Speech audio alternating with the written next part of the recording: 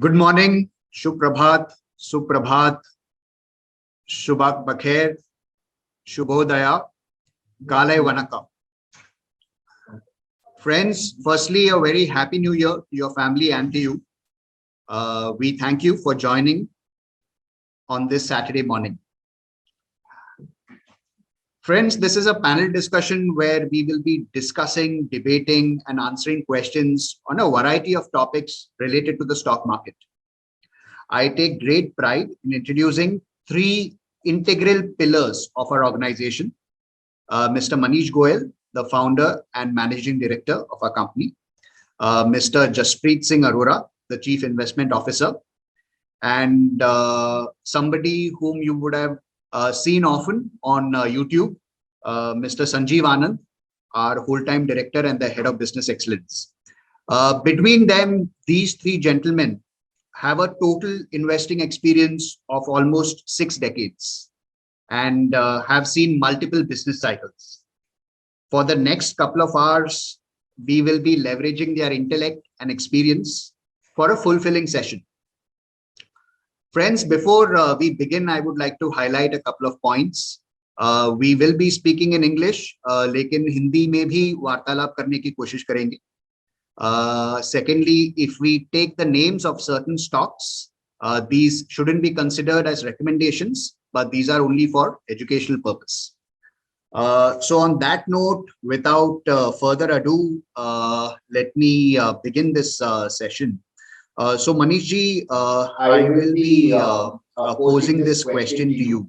You know that we have been hearing this chatter everywhere, from the media, from our network, from our friends, from customers, as well as from people who are associated with us. What is going to happen in 2023? Right? Because people are really worried. People feel that 2023 could bring about a recession or some other negative event, and they are wondering whether to begin their journey or not. In fact, a lot of people have taken New Year resolutions. I'm sure that investing and wealth creation would be an important resolution for them. So if you could throw some light on what should be the approach for 2023, what do you think should be the way in which an investor should begin, or what should one look for when starting with this journey? Thank you, Shyam. Thank you everyone for joining us today on a Saturday morning. So thank you for your time. So Shyam, I'll certainly discuss this, and I'll discuss a few more points. But as far as 2023 or 1 year is concerned, any 1 year, whether it is 2020 or 2008 or even before 2000 or 1992, there have been many such periods when markets have gone down in a given year to the extent of 20, 30, 40%. Obviously, 2008, we all know it was a recession year, and in 2008, it was real recession when things really went down. People lost jobs, income levels gone down, etc., etc. This year, or 2022, including 2022, although interest rates have been increasing throughout the year, and this trend is likely to continue at least in the first half of 2023. But please understand and appreciate one thing, that this is not real recession. This is driven by inflation. Inflation in developed countries has gone to the extent of 8%, 9%, 10%. These countries never witnessed inflation in this range. I mean, in last 20, 30 years, at least never witnessed inflation in this range. So it has always been in 2, 3, 4% in such developed economies. So when economy grows to the extent of, let's say, 6, 7, 8%, but inflation grows, as I said, to the extent of even 9%, 10%, that -2% is technically called recession. -2% GDP growth is technically called recession. Otherwise, these countries are really troubled, especially America. Why? The unemployment rate is not going down. Just imagine what kind of recession is this. They are trying to do everything possibly they can do to ensure how do we bring down the unemployment rate. They are not worried about the employment rate going high. They are worried about the fact why unemployment rate is not going down. Right? And interest rates have been increasing. Why? Because if you don't increase interest rates, then it's a negative, interest cycle. I mean, in these countries, people don't earn more than 1-2% or 3% on deposits. Right? So they have to increase it, but don't worry too much about it. As I said, 2008 was real recession when people were losing jobs, countries were really troubled, companies were going bankrupt. It was a real chaos and nobody knew about it. Nobody had any clue in 2007 what's going to come next. In 2007, everybody was gung-ho. Buy more. Any stock on your screen, any company you find good, just buy it. Doesn't matter. It will go up. That was the momentum there back in 2007. Now in 2020-22, everybody throughout the year has been talking about recession. Recession doesn't come like this. Technical recession is possible. Technical recession is possible. As a matter of fact, it has already come and it could continue for another 1 or 2 quarters till the time inflation goes down to 3-4-5%. I mean, at least 3-4-5%. Or ideally, there should be lower than 3-4-5%. But till then, which is 1 quarter, 2 quarter, anybody's guess. But yeah, till then, this economy, although growth is there, but because of higher inflation rate, negative growth could continue for another 1 or 2 quarters. In my opinion, one must take advantage of this period. Because as I said, 1992 or 2000 or 2008 or 2020, recession or any other reason, whenever markets go down, if you buy or whatever you buy, the good quality businesses during this time, the compounding is always the highest, on such investments. Just imagine if one had bought whatever, good quality stocks in 2008, especially second part of 2008, the kind of upside one must have made in so many years, or 2020, right? April, May, June, if anybody made any investment during those months, and recession in that case is still a known devil. What was happening in 2020, nobody had any clue about it. But still, if one really made investments during those months or in that year, just imagine the kind of upside one must have made. So don't invest borrowed capital, but take advantage of periods like this, or especially in 2023, first half of 2023, if there is a negative growth, GDP growth is in negative because of high inflation rate, please take advantage, is my genuine opinions.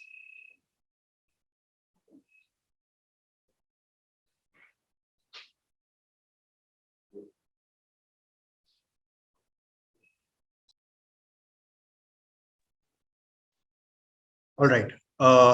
So Manishji, I believe the highlight of what you said was, so there are always good times and bad times, right? And during bad times, one needs to take advantage of the fact that certain quality names might be down.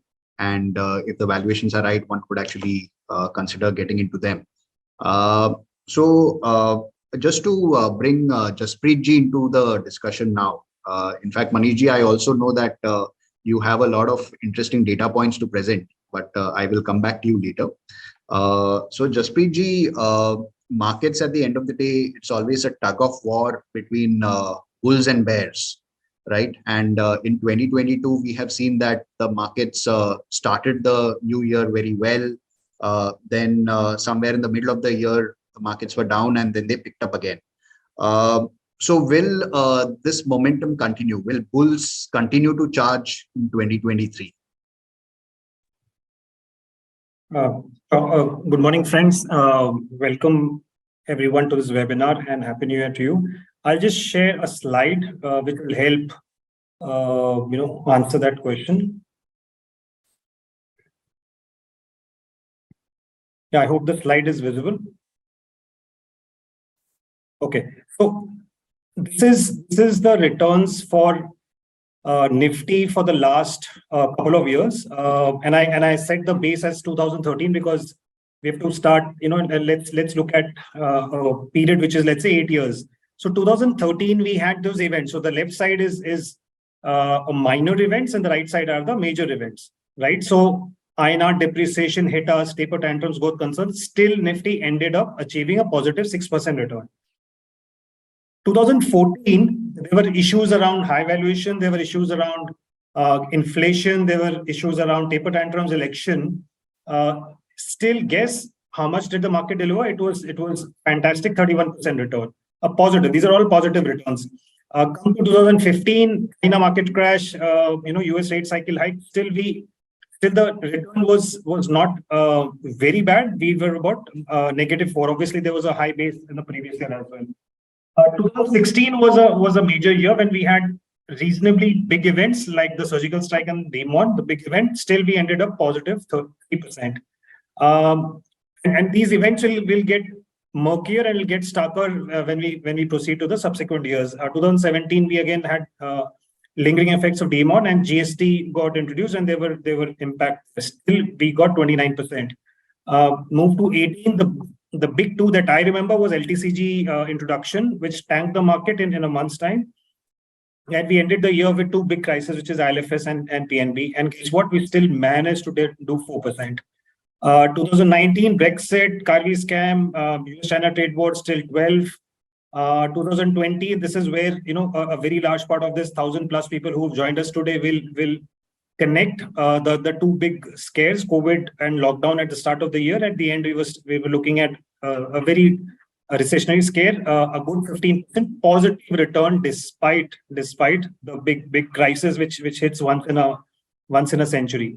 2021 again lingering effects, but we did a positive 24, and the final 2022. And I'll tell you why am I going through this. You started the year with the Russia-Ukraine war, and we just ended last month with talks of the rate hikes possibly continuing longer and possibly staying there for a long period of time. And we still got good 4%. And obviously many markets like S&P, Dow and NASDAQ were all negative. Some 10%, some 20%, some 30%. And we were the single largest economy amongst emerging market economies, जिन्होंने सबसे ज़्यादा outperformance दिखाया था.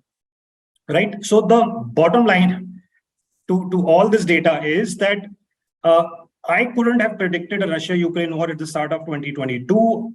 Nobody else could have predicted a COVID at the start of 2020. So for that matter, an LTCG in 2018. So for that matter, a surgical strike or a demon in 2016. But these events have come, they have gone. And, you ask me, what are the possible events? We don't know, right? Nobody can guess the big events. All we know, there will be news around rate hikes. There will be news around inflation. There will be news around recession, right? There will be news around the next year being the pre-election year, and possibly some things happening around social welfare and rural economy. But that's about it, right? But larger point is we should be able to sail through with a positive return, a very high conviction that it's going to be a positive year. Now, whether it is a high single digit or a low double digit, that's the only question. And we'll look at that in a subsequent slide. I'll quickly take you there because that was where a large part of the audience would be interested. So our base case is a 12% upside in current year in Nifty. How do we do that? We look at the next 2 years. When I say next 2 years, I mean F24, F25, average EPS 1050. And I look at the long-term multiples of 19 to 20 times. I look at a 19x, the base multiple, and upside is about 12%. Worst case is 6%, and a best case is about 18%. So that's a broader range in which one could expect returns in the current calendar year. And please keep in mind, the whole काफी ज़्यादा economies इस साल recession में रहेंगी, रह सकती हैं, and as Manish said, the things will go on. We will continue to find opportunities. India should continue to grow at a good 7%, and individual portfolios can do even far better than a 12% Nifty return. So that's just combining a lot of data and concluding that this also 2023 should also be a very positive year, as we don't see too many events unless there is a major event which we don't know, and it's very difficult as we've seen in the previous slide. Over to you, Shyam. Thank you. Thank you so much, Jasprit ji. So you have given a summary of what happened over the last decade or so, and there were multiple events which impacted the market in different ways. So now I would again like to bring Manish ji into the picture. Friends, Manish ji is a gentleman who, whenever I go across to him and tell him something, he always asks me, where is the data, right? Because he has ensured that we all take decisions looking at data. And incidentally, he's also somebody who likes to look at the big picture, apart from looking at very interesting data points. So yesterday, when I was sitting with him, he showed me glimpses of something that he would be presenting to you now. So I would like to get him into this discussion. And Manish ji, please do share those interesting snippets that you were sharing with me yesterday. Sure. So, as Shyam rightly said, I look at the data very closely. There's a famous saying, in God we trust, all others must bring data. So I truly believe in this. The reason I'm showing you this, and it will take me at least 10 minutes or so, please bear with me. What I'm going to discuss, it has a lot of data points, but I'll make it as interesting as possible. If you can grab a pen and paper and make certain notes, it will help you. Even later on, you'll be able to make sense of what I'm going to say in next 5 to 10 minutes. So while we were preparing for this webinar, and generally I was checking with the team what kind of questions people are asking and what they want us to reply on. It was mainly related to what happened in 2022 and what is likely to happen in 2023, or around recession, around Ukraine war, around which sector will perform, which theme one should have more exposure towards, etc., etc. So it was all related to what has happened in the last couple of years and what is likely to happen in next 12 to 18 months. And I'm not saying not important. It is very important to know what is likely to happen in next 12 to 18 months. And we will cover everything, or will answer a lot of questions around what themes one should buy, how the year ahead is looking like, etc., etc. We'll do a lot of this question answer session will continue for some time, and we'll cover as many questions, we'll answer as many questions possible. But it is important to understand India is a structural growth story. A structural growth story. And what I'm going to present in next 10 minutes, even you will start believing that if you don't already believe in that. So this is the first slide or first sheet I'm going to show you. 1951, the total GDP, as I requested, please grab a pen and paper and make certain notes. I'll make it very interesting. Lot of data points, but I'll not make it complicated. I'll not use technical jargons. I'll make it very simple. 1951, total GDP, India's GDP was only 10,000 crore. 10,000 crore. Forget 1951. Many of us were not even born at that time. Majority of us. So let's look at a period which is in that sense little near term. 1991. And mostly, whoever is on the call today, mostly all of us were there in 1991, and we can remember certain things about that year, what all had happened, how India had to face the crisis, etc., etc. That year, the GDP was 5,76,000 crore. Only 5,76,000 crore. To 21 lakh crore in year 2001. To 76 lakh crore in year 2011. And this is the last year, 236 lakh crore. From 10,000 crore, if we go back to 1951, but let's not go there. As I said, let's look at a period which is relatively near term. 1991, we can begin with 1991. 41 times GDP has grown since 1991.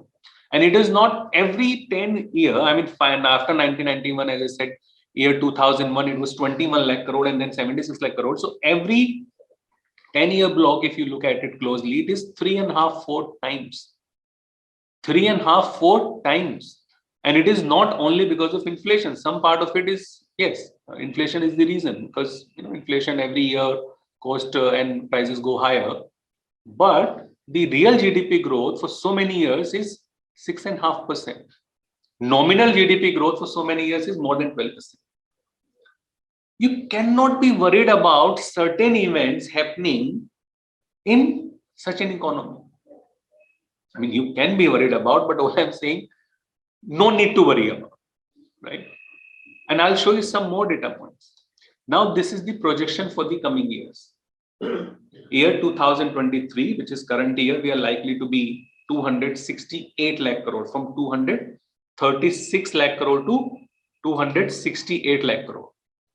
13.5% increase, 13.5%, right? To year 2028, in rupee terms, we are likely to be 464 lakh crore. Because of rupee depreciation, will be almost 5 trillion range. But if I look at the current conversion rate, which is 81, we'll cross 5 trillion mark. At the current conversion, USD INR conversion 81 it is, will cross 5 trillion mark easily by 2028. This is as per the projections, right, by IMF and certain other institutions. And it is likely to happen because we have grown at 12% or more than 12% for so many years. So from 3 trillion to 5 trillion journey, we are going to cover in next 4 or 5 years. And these are the figures in front of you. Now, what is expected over next couple of years? And even if we take depreciation into consideration, we'll be almost there, the 5 trillion mark. Excluding depreciation, will comfortably close 5 trillion mark. Now, these are the components. So everybody talks about GDP, and how it has grown, etc., etc. I'm going to show you the components, and it is important that you understand this, because if you understand this, you will truly believe in India's growth story. You will start believing in India's growth story. So there are 4 major components. There are 2 or 3 other, but not that much relevant. There are 4 major components. C, which is private consumption. Look at column C here. I, which is GFCF, we call it, which is investment. Government investment, G, and export and import, which is net export minus import. So now I tell you what is C, what is I, what is G, and very briefly I'll say, right? This is C, household spending on consumer goods, right? What all is covered here? Durable goods, automobile, furniture, appliances, etc. Non-durable goods, food, clothing, fuel, etc. Payment for services which we pay to a doctor, lawyer, etc. This is C. What is I? Expenditure by firms on machine, tools, plants, etc., etc. Investment. And then residential investment, which is expenditure by household and firms on new house, building, apartments, etc. And change in stock. What is G? This is government expenditure. State government, local government, central government, revenue expenditure, capital expenditure, etc., etc. Export is export, import is import. Now, if I again take you back to this slide, the private consumption in 1991 was only 3,86,000 crore. GFCF investment was 1,50,000 crore.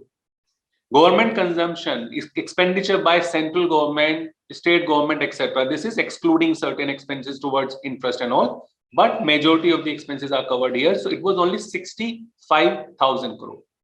Export was 40,000 crore. Import was 48,000 crore. Look at the current figures.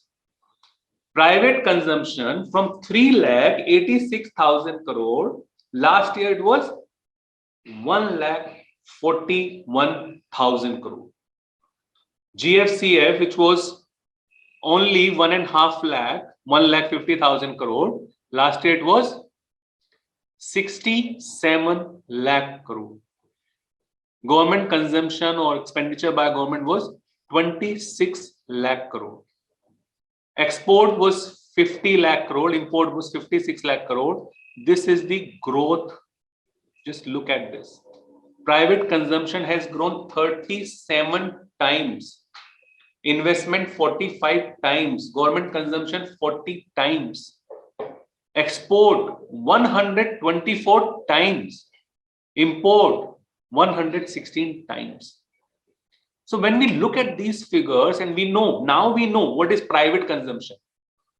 What is private consumption? We know. What is investment? We know. it is clearly covered here. Expenditure by firms on machines. What is private consumption?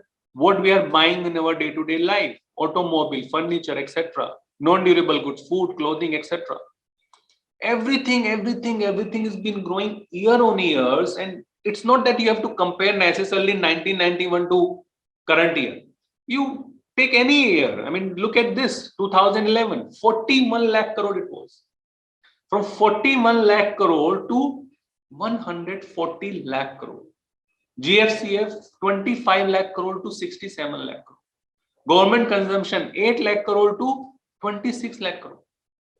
It's been growing year on year at good 10-12% CAGR. And in terms of number of times, growth is as high as 40, 50. For export, 124 times, right? And all this growth leads to this, which is per capita GDP. Again, we'll not go back to 1961, although we can, but look at this, which is 1991. Per capita was only 6,000 rupees. Now this is rupee. Only 6,800 rupees. In 2011, 64,000 rupees. And look at last year, 1,72,000 rupees. And this is likely to go higher to more than 3.5 lakh in another 5 to 7 years. What this leads to? So this is now number of households. In 2010 to 23 million, which is almost 2.4 crore households. Sorry, 24 crore households. In 2019, 29 crore, 289 million is 29 crore household, which is a family of 4. You can look at it that way. Total we have, in 2019, the population was around 120 crore. Now it has grown to 135 crore plus. But yeah, that year it was somewhere there. So a family of 4, and that's how number of families were almost 29 crore or 30 crore in that range. So before 2010, we could not look at the data because there was no, elite families or affluent families in our country. Elite means earning more than 20 lakh a year. 20 lakh a year, earning more than that. Affluent families earning between 10 to 20 lakhs in a year. We didn't have any in our country. The percentage was less than 1%, and hence we could not capture the data for elite families. It was less than 1% back in 2010, right? Or before 2010. In 2010, first time we touched 1%. 1%. Affluent families in 2010 was 5%. 2019, just a few years back, this number from 1% grew to 3%. 5% grew to 9%. Between elite and affluent, number of households from 16 million, which is 1.6 crore, grew to almost 3.6 crore. And the interesting data point is here. This number from 12% is likely to become 22%. 22%. And if I add aspires, another 26%. So more than 50% households, or not more than 50%, almost 50% households. And by then, number of households will grow from 29 crore to almost 36 crore. Almost 50% households will have income more than 5 lakhs. 22% household will have income more than 10 lakhs. 6%, which is 2.3 crore families, more than 20 lakhs. Right? This is the population growth, which is just to show you the trend that the growth, net growth in population is now decreasing. Right? And this trend can further result in a better per capita income. Now, this is again very important to understand and very interesting data point, and I'll not take more than 2 minutes on this slide, and you can make notes, it will help. This is now revenue expenditure and capital expenditure, major heads of central government expenditure. what we see in budget every year. Revenue expenditure in 1991 was only 73,000 crore. Capital defense expenditure was only 31,000 crore. Total was 1 lakh. Now look at the current figures. Last year, from 1 lakh to 38 lakh crore. 37.7 to be precise. Capital expenditure from 31,000 crore to 6 lakh crore. Revenue expenditure 73,000 crore to 32 lakh crore. And again, look at the growth here. 43 times revenue expenditure growth. Capital expenditure growth 19 times. Total expenditure 36 times. If government is spending so much revenue expenditure, I'll show you what revenue expenditure is and what capital expenditure is. This is revenue expenditure. Pension, defense, subsidy, allocation towards so many sectors. So if government is spending so much on defense, or on agriculture, or on education, or energy, and this is capital expenditure, which is again defense, energy, transport are the major components, and financial services, urban development. So this was only 426 lakh crore in 2021. Look at the growth. Although it was in that sense, not a good year, because it was look at the growth first year from 336 lakh crore to 3,36,000 crore to 4,26,000 crore. Even in a COVID hit year, the growth was 27% in capital expenditure. Last year it was 42%.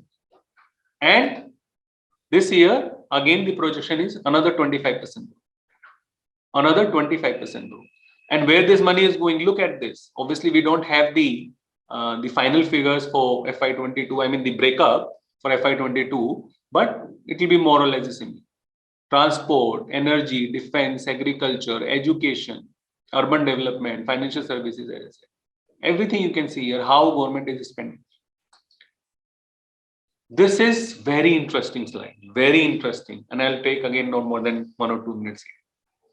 Direct tax revenue. First look at tax revenue. Direct tax and indirect tax breakup we'll discuss, but tax revenue.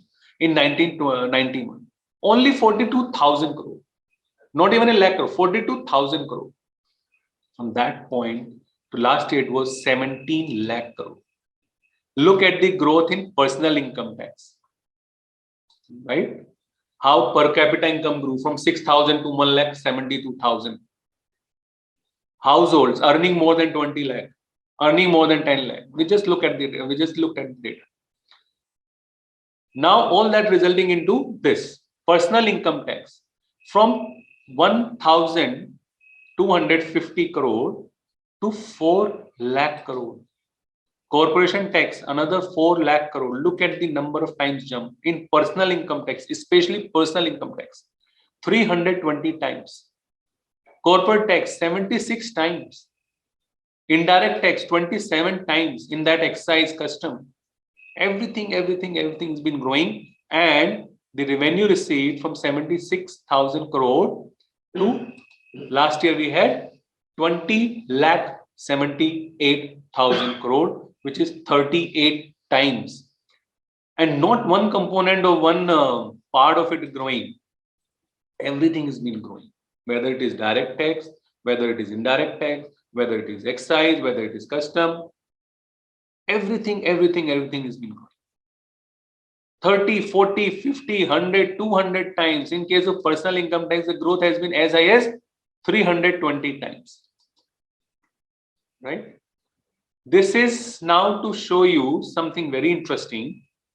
Here, if you see, this is capital receipt, which is difference between revenue and expenditure. So the expenditure or projected expenditure was 37 lakh crore. Right? Revenue is likely to be, the projection was again 20,78,000 crore. So capital receipt is basically how you fund the deficit. Part of it is funded by disinvestment. A very small number. I mean, in 2022, it was 78,000. Now, this is the borrowing, 14,16,000 crore. 14,16,000 crore. Year 2022, right? This we can skip. But look at this, 14,16,000 crore. Out of 14,16,000 crore, please listen to me. Out of 14,16,000 crore, only 19,000 was external loan. Only 19,000 was external loan, right? This market loan is also domestic. This is small saving. I mean, what they take from small saving schemes is all domestic. Only 19,000 was external loan, right? And this we can see here. This is now our debt to GDP ratio. We are at 84%. I mean, FY22, we were at 84%. Out of 84%, which is 1,98,000 crore, only 6,57,000 was external liabilities of the center.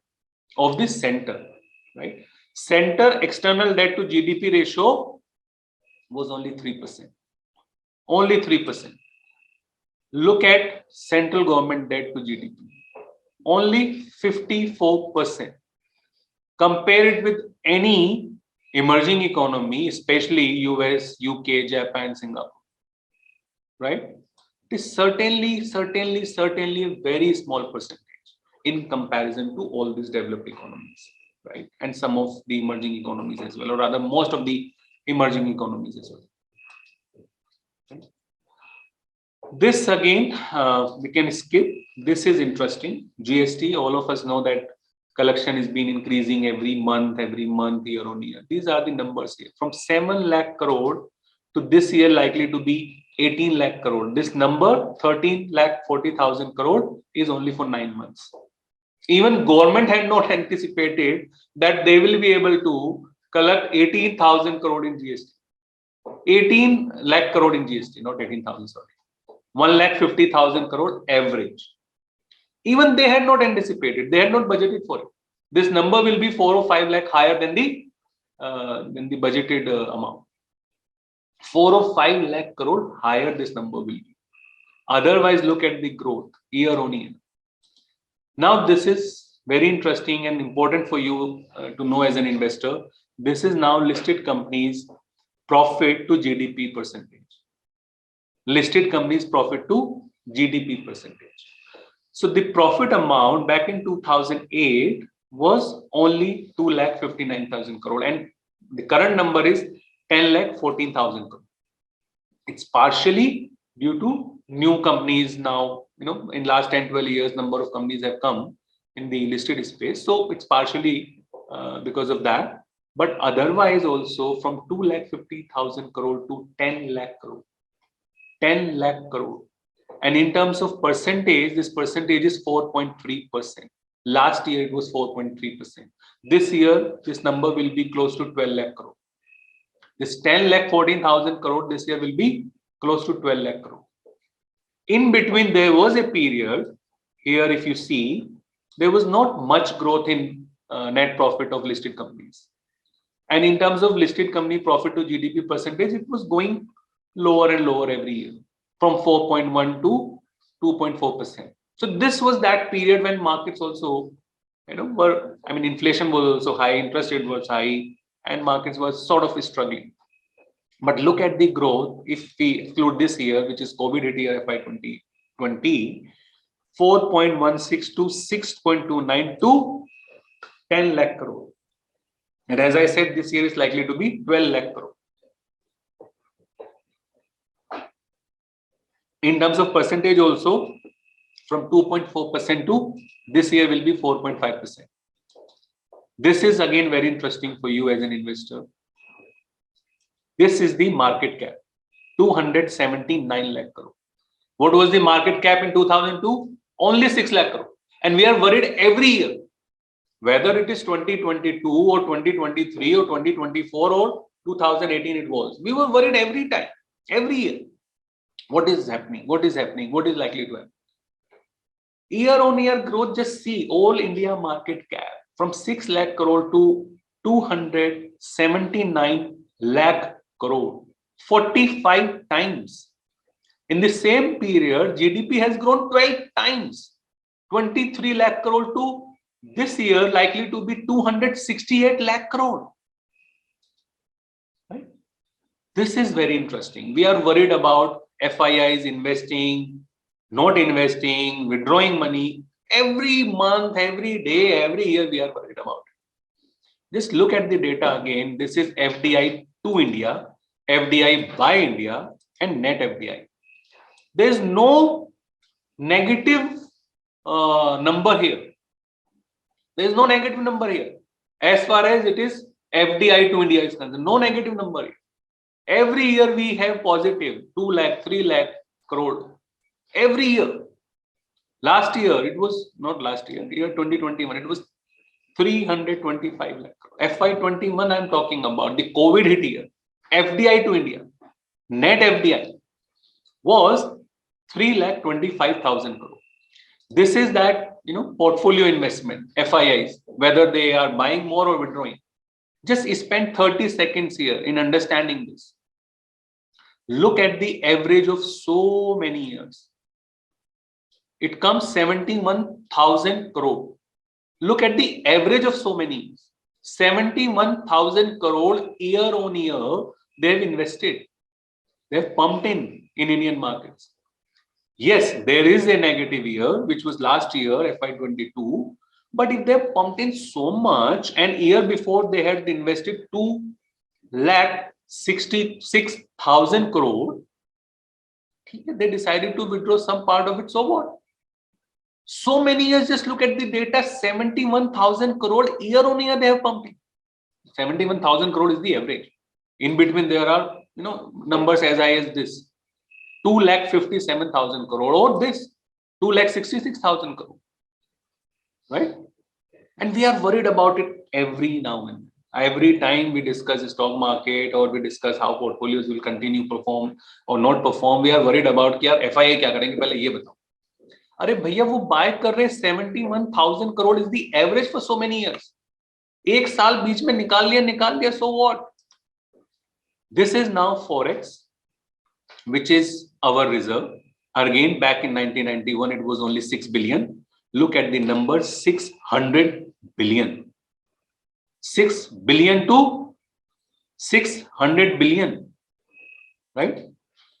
These are some of the lead indicators. Again, we are worried about inflation. All I'm saying, please don't be too worried about inflation. It has always been in that 6-7% range. If a country has to grow at 12%, right? How can be inflation at 4%? This is our interest rate. Again, please don't be worried about it. It has always been in that 6% range. Look at all these years. It has always been. Even the average is 6.25%. Right? Look at the deposit rate or look at the credit growth. It is very healthy. Deposit rate growth has been 10-12%. Credit growth has been again in that 10-12% range. Last year it was 13%. Right? This is again big picture, which is capital expenditure in infrastructure. So this was the document prepared in 2019, and the vision was to capital expenditure to the tune of 110 lakh crore was planned, which is 108 trillion rupees. 110 lakh crore energy, road, railway, port, 110 lakh crore was planned, जिसमें सबका contribution है, centre का भी है, state का भी है, private sector का भी है. 110 lakh crore का expenditure was planned, 110 lakh crore. So with all these data points, and obviously in the interest of time, I will not be able to explain too much in detail, but with all these data points, and if you made some notes, one thing is sure कि यार 40, 50, 100, 200 time growth हर जगह हो रही. Whether it is expenditure, whether it is income, whether it is receipt, anything. FII हर साल पैसा लगा रहे हैं, कभी बेचारे एक साल ले जाते हैं, but the average for so many years is 71,000 crore positive. Inflation 6% रहता है, इंटरेस्ट रेट 6% रहता है, right? Income tax, personal income tax 400 गुना बढ़ गया, कंट्री 41 टाइम्स ग्रो हो गई, मार्केट कैप 50-60 टाइम्स ग्रो हो गया। तो हम लोग ये सब जो है कंट्री के फंडामेंटल्स को प्लीज प्लीज प्लीज इग्नोर ना करें। While we are concerned about last year, we are concerned about the coming year. Okay, we will answer that. कि कौन सी थीम चलेंगी, कौन से सेक्टर चलेंगे, okay, we will answer that. But ये जो कंट्री के फंडामेंटल्स हैं, प्लीज प्लीज प्लीज, जब आपके बच्चे भी इन्वेस्ट करेंगे उस टाइम पे सोचिए कि क्या होगा। अभी हम 236 लाख करोड़ पे या 3 ट्रिलियन पे, जब 10 ट्रिलियन हो जाएंगे तब हमारे बच्चे इन्वेस्ट करने के लिए आएंगे 10 years from now। वो पूछेंगे हमसे कि जब 3 ट्रिलियन टू 10 ट्रिलियन की जर्नी थी तो ये ईयर का हिसाब क्यों लगा रहे थे? Why were you so worried about इस साल क्या हुआ, अगले साल क्या हुआ? बिकॉज वो तो हो नहीं है। We have looked at the data for so many years, it everything has grown 30, 40, 50, 100, 200 times. वो चालू रहेगा। तो जब 3 से 10 ट्रिलियन हो जाएंगे, this is again I will spend last 30 second or 1 minute on this, very important and very close to my heart. So there are 6 fundamental rights as per Constitution of India. 6 fundamental rights and mentioned here: right to equality, right to freedom, right against exploitation, right to freedom of religion, cultural and educational rights, right to constitutional remedies. These are the 6 fundamental rights as per Constitution of India. In my opinion, there should be a 7th right: right to create wealth. In a country like India, everything has grown 30, 40, 50, 100, 200 times and is likely to continue to grow at this rate, which is 12%, 13%, 20% growth in everything. Why one should not have this right to create wealth? And there is a formula written here: clarity plus consistency plus compounding. So clarity is nothing but education, knowledge, empowerment. Consistency, we have to look at the big picture and we have to remain consistent. There will be a negative growth year, there will be a bad year, there will be an excellent year, 100%, 80%, 90% growth year, but one has to remain consistent. You can't exit in between. And compounding. We are so obsessed about कि यार इस साल में 50% बनेगा या नहीं. Doesn't matter. 50 नहीं बनेगा, 40 बनेगा, 30 बनेगा, 20 बनेगा. Just look at the compounding of 10 years, 20 years. What we just looked at. 12% CAGR and numbers from 1 lakh crore to 30, 40 lakh crore, 30, 40, 50 times growth. Even at 12, 13, 14% CAGR. So all I am saying कि even if it is growing at let's say 18% or 20% or 22%, not necessarily 40%, जो हम सभी as an investor चाहते हैं, so what? Give it couple of more years. 10 साल में नहीं बनेगा, 12 में बनेगा. मतलब अगर आपका 25% ग्रोथ नहीं होगी, 20% होगी, instead of 10 years, give it couple of more years. With clarity, consistency and compounding, wealth creation becomes everybody's fundamental right. And in a country like India, we have this opportunity. In a country like India, if we can understand this formula, if we can appreciate this formula, if we can respect this formula, wealth creation can become everybody's fundamental right. Country is presenting that opportunity. Thank you. Over to you, Shyam. Thank you very much, Manishji, for that passionate and detailed presentation on the big picture that investors should look for. In fact, the 7th right that you included, I feel it's a very powerful statement to make, because it also reminds me of the fact that Dr. Ambedkar at some point of time was also an expert on the economy. In fact, he pursued a doctorate on economy as well. So it just reminded me of that. And interestingly, one of the data points that you mentioned when it came to tax revenues in 1991, you mentioned a number 40,000 crores. Now, just to give some perspective, I was doing my little bit of reading on this.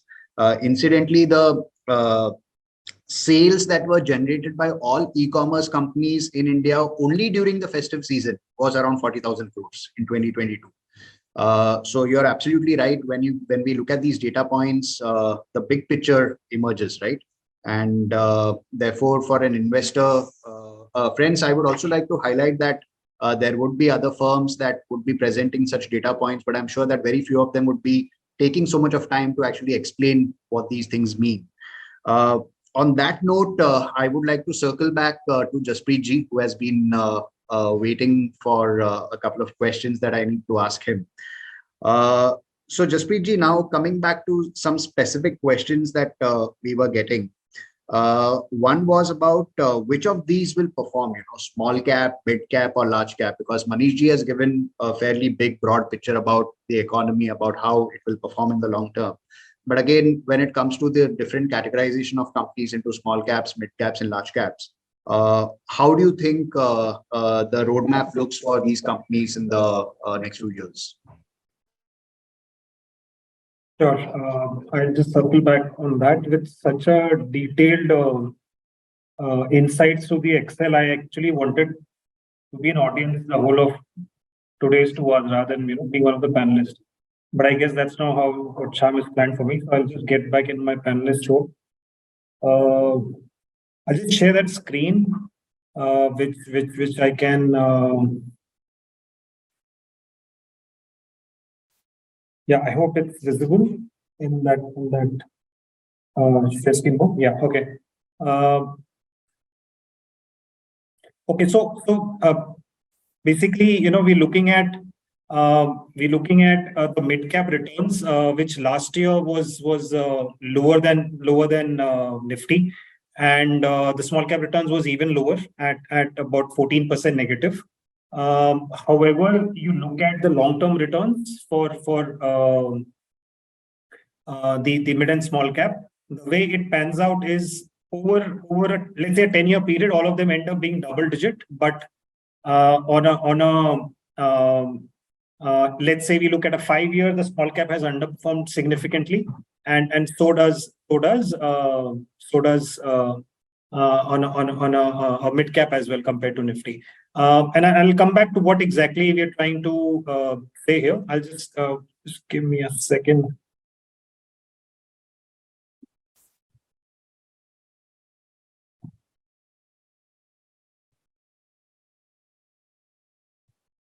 Yeah, this is much better. Yeah, okay. So the point I was making is that given the low base of last year, which is for a small cap, our sense is that this year could be favoring more towards mid and small caps.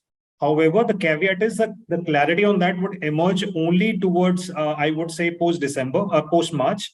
And why I say that is because the clouds around recession, around interest rates peaking out, around the inflationary scare, and to some extent this geopolitical war and tensions hopefully should abate over the next 2 months. So we'll have more clarity. So between now and March, I would say one should be high on or heavy on large caps, while low on mid and small caps. Post March, when the clouds around these abate, then possibly one can go heavy on mid and small caps. When I say heavy, I would mean typically a combined weight mid and small caps moving up from as low as, let's say, 25-30% to as high as 40-50%. That's how I would position this year. And obviously the returns of that, hopefully you will get over the next 2 to 3 years, not necessarily this calendar year. The next question was two other parts that I wanted to cover, and which is around the question also. One is around the themes that we like, and these are some of the themes that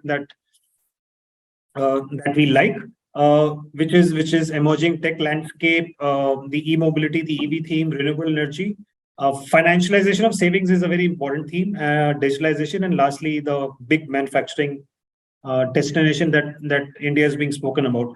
Now, friends, please keep in mind कि ये सारी की सारी themes सारे portfolios में सारे समय नहीं रहती हैं, right? This is the universe from which we would pick. Now, the point is कि इस साल 2023 में I would probably pick a 3 or 4 themes out of this for this, while which obviously I'm expecting to play out, let's say, this year and current year. Some of them would be there for longer period. But the larger point is कि not all the themes would be there over all the period of time across all portfolios. That's point one. Point number two is sometimes we get a question कि ये sector का तो stock नहीं है हमारे portfolio में. But the point is कहीं वो indirectly play होता है. So let's say I'm looking at an EV, so I am not exactly looking at India's Tesla or any such, or a Tata Motors. We would probably be looking at, let's say, the auto ancillary who supplies to EV manufacturer, and within that also a tier 2 auto ancillary which supplies to a main auto ancillary player, right? Also, let's say there is a battery which goes. We might have some companies which we are exploring, or we would have in the portfolio, which supplies to the battery manufacturers of like a chemical compound or a polymer compound to such battery manufacturers. So indirectly plays भी बहुत होते हैं, and वहाँ पे upside और ज़्यादा अच्छा मिलता है. Lastly, coming to the point around sectors, and this is very interesting, and I'm sure you like this slide, is where we have shown over the last 5 years. This is like kind of that heat map where we are trying to show that the sector rotation किस तरीके का रहा है. So the point number 1 is कि no sector has been there consistently in top 5 or bottom 5. Right. Point number 2 is कि, and this is the उस index का return इस calendar year में. Right. So 2022 में Nifty ने 4% return दिया. The only 3 underperformers were, this is the rightmost column, reality, pharma, and IT. They were the top, the worst performers, and most of these were performing in the immediate, except pharma, which is again had been underperformer. Reality and IT were the outperformers in the previous calendar year, which is 2021. PSU banks have been a big surprise at 71% return. IT ने इस बार underperform किया after 4 consecutive years of outperformance, stroke inline performance. Auto has come back after a gap of 4 years. Metal has outperformed in the last 3 years after that initial bit of negative returns. IT, financials, and metals have in fact outperformed in most of these 5 years. And the last point is the autos and pharma have underperformed the Nifty in the last 5 years. So the point I'm making is that, let's say these bottom 3 underperformers, which is reality, pharma, IT, my sense is at least 2 out of these 3 would be outperformers the next calendar year, and a very high chance that the IT sector would be the shining sector there. Obviously, I just made a disclaimer that obviously we'll get more clarity post, maybe in a couple of months from now. But that's how it looks like. IT's been that consistent performer for India in the last couple of years. Having said that, PSU bank and metals are expected to be more or less inline stroke mild underperformance. Having उनका base इतना ज़्यादा हो गया कि वहाँ पे outperformance यहाँ से बहुत ज़्यादा निकलना मुश्किल है. So they might be a tad higher or lower than the Nifty banks. So the 3 sectors where 3 or 4 sectors where we continue to be positive. Sectorally, अगर हम बात करें beyond themes which we just discussed, which is banks, bank/stroke financials. The second would be consumption, consumer discretionary. A very high weightage we would assign there. And lastly would be the space around manufacturing stroke industrial stroke also would include something like building materials. Again, यहाँ पे ज़्यादा focus India specific पे रहेगा. So we would be positive on India specific sectors and not as much on export, which are, when I say export, I mean companies which are 10-20% export is fine, but companies having a very high share, 40, 50, 60%, that is something we would try and avoid, because this year is not expected to be, as we've discussed in the previous 45 minutes, this year could be little underwhelming for a lot of large economies in the world, including specifically US and Europe. So that is where I'll stop with a view on mid and small cap, with a view on sectoral performances or stroke expectations, and lastly around volatility.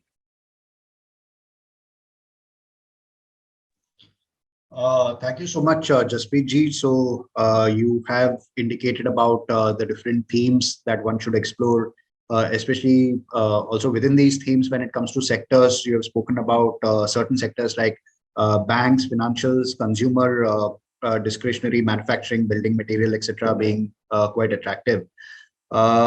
So on this note, friends, I would like to bring in Sanjeev ji into this discussion. Incidentally, amongst all of us, Sanjeev ji is the one whom I believe interacts very often with all our customers as well as people who want to come on board as clients.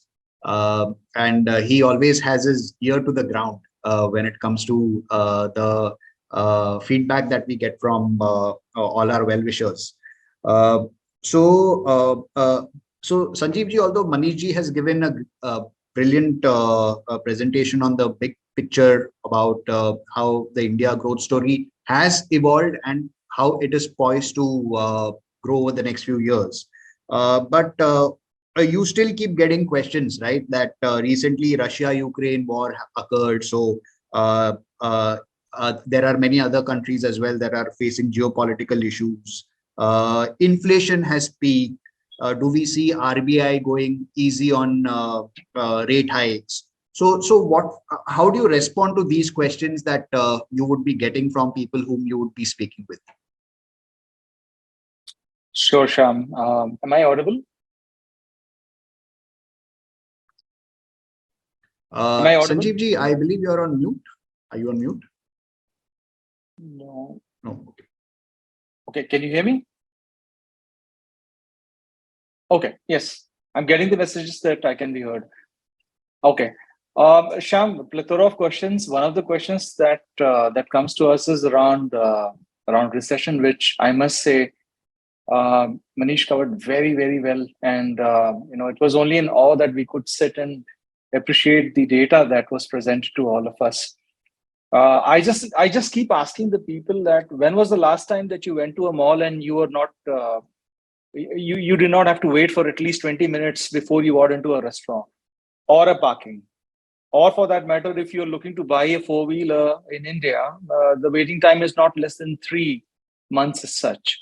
Or for that matter, anything that you're wanting to do in these circumstances, you're getting it very easily. The joke is that I've been trying to book a ticket for my family for Avatar movie, and it's possibly been 2 weeks since I've been able to do that. And if this is what is recession, then ऐसा recession तो बहुत अच्छा है, देखने में भी अच्छा लग रहा है. But technically speaking, what Manish ji said is absolutely correct, that most of us ultimately mix up the term recession and depression. And this is where people tend to see depression as one amongst those replaceable terms, but it is not. You spoke about what could be the challenges on the neighboring countries and the geopolitical scenario that we're seeing. If you go by what the chief of IMF has said, that the Eurozone would possibly see a recession coming to it. And this is primarily because of the cost of living, which has increased because of Russia's energy war crisis that has been caused. Growth in US seems to be muted. That is what Just also indicated. If you really go by the big guns who've been calling what recession could be in different terms for the US, Bank of America says that an economic downturn would be all but inevitable in the in the United States and Europe. But it's only going to be in the beginning of the first half of the year. Morgan Stanley says there's not going to be a recession. Barclays says there's going to be shallow recession. Wells Fargo says there could be modest recession. But so these are different connotations that are coming in. Now the question that you asked me is what could it have as an effect on India? India is not isolated. Let's be honest. The slowdown may have a significant consequence for India, but again, we are counting on the strong demand that is there for the domestic market from within. That is what India is basically holding an upper hand and an upper card for.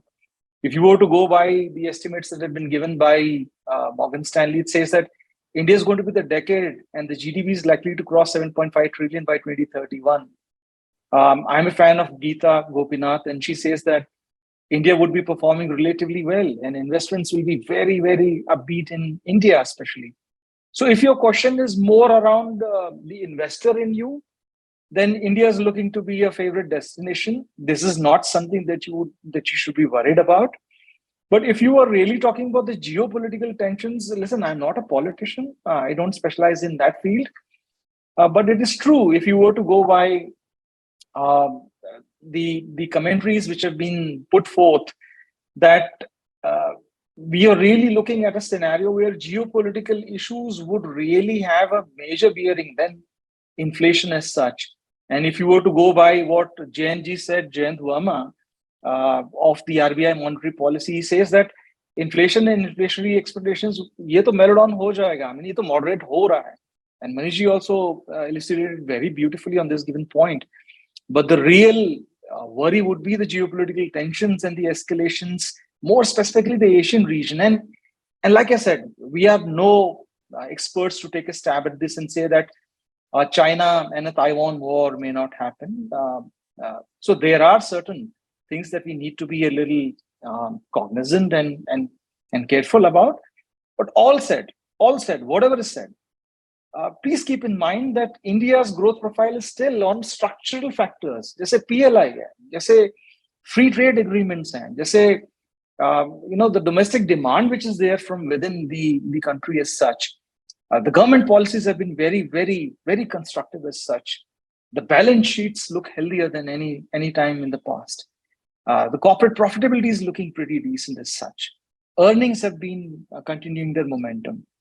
And if this is all true that is said, and again, we go back to the point that in God we believe and the rest may please bring data. But if this is the data that is coming to the fore, then we don't need to be worried, at least being Indians as such. And if this question is more, again, going back to an investor in an Indian, then you are at the right place and at the right time.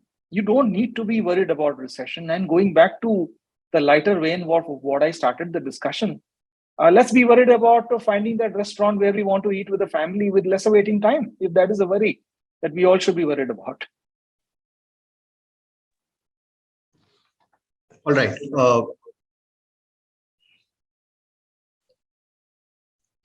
So Sanjeev ji.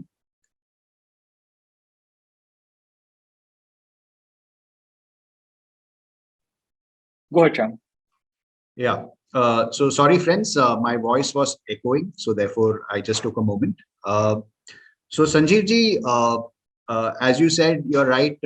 When it comes to the things that we want to enjoy over the last few weeks, we have seen that there is a long waiting period, right? And you also mentioned that some of these questions may not be really the questions that investors want to know. But could you guess how many questions we got before this webinar started? Because as you would know, we are also collecting questions in the registration form. Any guess? So we have got close to around 600 questions. All right. And it took my team and me quite some time to actually categorize these questions and bucket these questions. So in fact, there is one interesting question that I thought I will pose to you. So there is this question where this person says, we keep preaching about equities being the best asset class, right? But in 2022, gold has done way better. Any comments on the same? Well, we keep preaching that you follow a very balanced and a diversified way of investing that applies to within equities and other asset classes as well. But coming back to the observation that this gentleman has made, gentleman or a lady, do pardon me for putting that gender bias across. But if you were to look at gold as being one of the asset classes that has given good returns in the year 2022, that is true. And that is true to the fact that gold as an asset class has indeed grown by about 11.3%. Or अगर मैं यहाँ पे large caps की बात करूँ, it's about 2.7%. अगर मैं government securities की बात करूँ, it's about 2.3%. Mid caps have declined by about minus 2.2%. Small caps by about minus 7.5%. That is true. But go back and ask yourself the question, isn't gold an inflation hedge that people generally take? So while I'm saying that Indian equities have posted a very meager return, gold has been an outlier in compared to its peers and the other asset classes for sure. And when we compare different asset classes, we have to keep in mind that every year may not be the apple of my eye year for any asset class. Gold, the last time I remember, Shyam, was in 2018, an asset class that delivered about 8%. But if I look at equities, if I take small cap as an example, it delivered about 60% in 2017. It delivered 31% in 2020. It delivered about 63% in 2021. So it's not the question of one asset class being better than the other. The question that you need to ask yourselves is that there has to be a reinforcement of a belief that whenever you're building a portfolio, you have to not necessarily predict कि अगला asset class कौन सा हो जो बहुत अच्छा perform करेगा. You have to have a diversified view of a portfolio that consists of investments in stocks and bonds, in physical assets, so that at the end of the day, it's a very well-balanced approach of financial planning. And within equities, of course, you already have a trusted partner like ResearchAndRanking standing right next to you. So don't go by just 1 year and brand an year that other asset classes have been pathetic. That is the only request that I'd have of the person who asked this question. Thank you. Thank you so much, Sanjeev ji. You brought about some very interesting points, which I thought could be my next question to Manish ji about financial planning and about portfolio diversification and so on. So Manish ji, out of all these questions that we got, there were quite a few questions about how does one start investing? All right, how does one start investing, building a good portfolio? Should that person start with a lump sum, or should that person stagger investments across a time period? And I could also see that in the chat window, we are getting quite a few questions related to the same. So inputs on the same would be very helpful. Sure. So before I answer this question, Shyam, I could see a lot of people, they liked what I presented. Thank you very much for your appreciation. And they wanted to know more about it, rather they want to have access to the Excel which I presented. So, so only 20 minutes were allotted to me, or 15-20 minutes were allotted to me, and hence I could present only so much.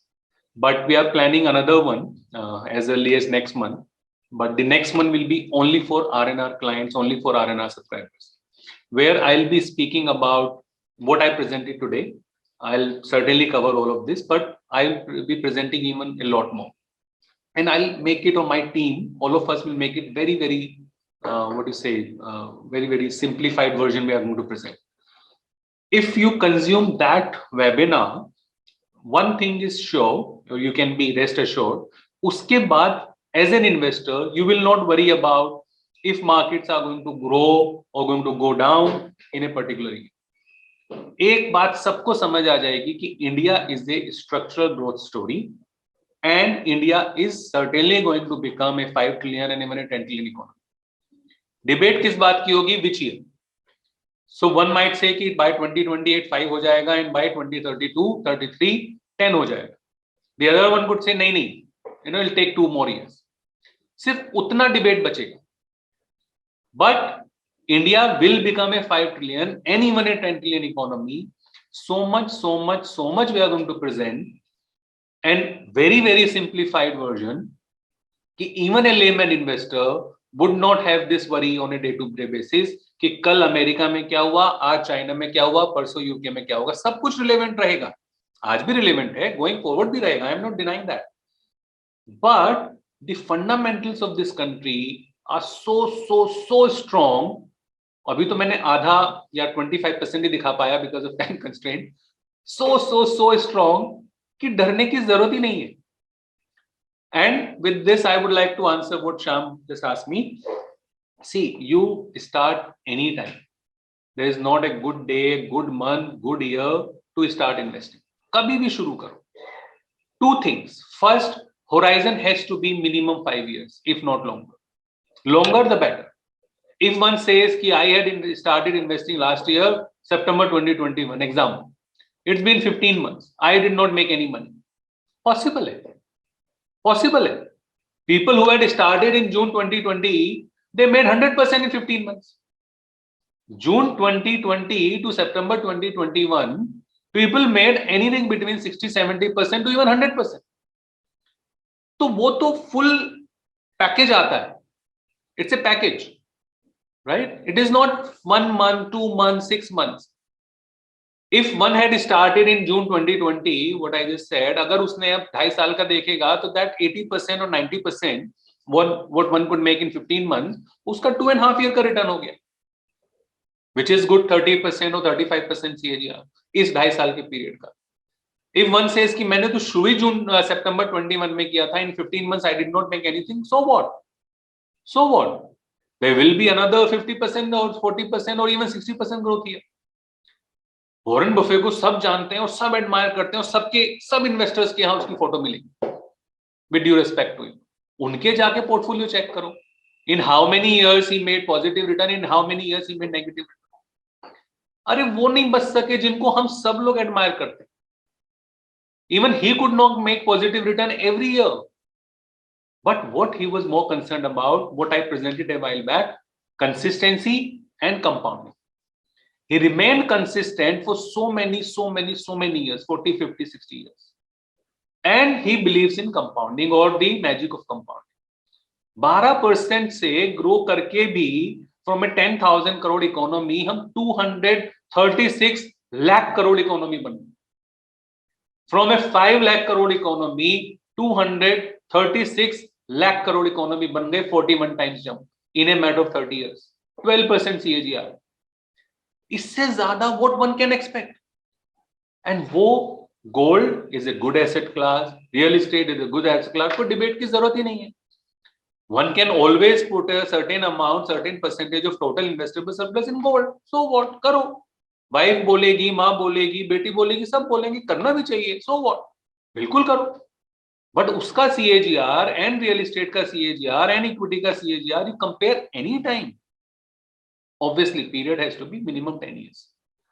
Anytime, equity will always be higher. तो कभी भी start कर सकते हैं investing, provided borrowed capital नहीं होगा. 1, consistent रहेंगे. 2, minimum horizon has to be 5+ year. 5+ year. 10 years better, 15 years even better, 20 years so why not? 31 years में तो as we could see 50 times or 41 times growth even at 12% CAGR. Good portfolio बनाने के लिए allow me to say this, but some bit of reading, knowledge, understanding जो मैंने formula दिखाया to wealth creation, उसमें भी first point was clarity. Good portfolio बनेगा if you know little bit about the businesses you are going to own in your portfolio. उसके लिए whether you believe it or not, एक advisor लगेगा. Truth be said, एक advisor लगेगा who can tell you कि okay, these are the businesses, why these businesses are good. I am going to share each and every what do you say, logic or reason or whatever. वो logic आप समझ लें, वो reasoning आप समझ लें, उसके बाद उसमें सब तरह के स्टॉक आने पड़ेंगे.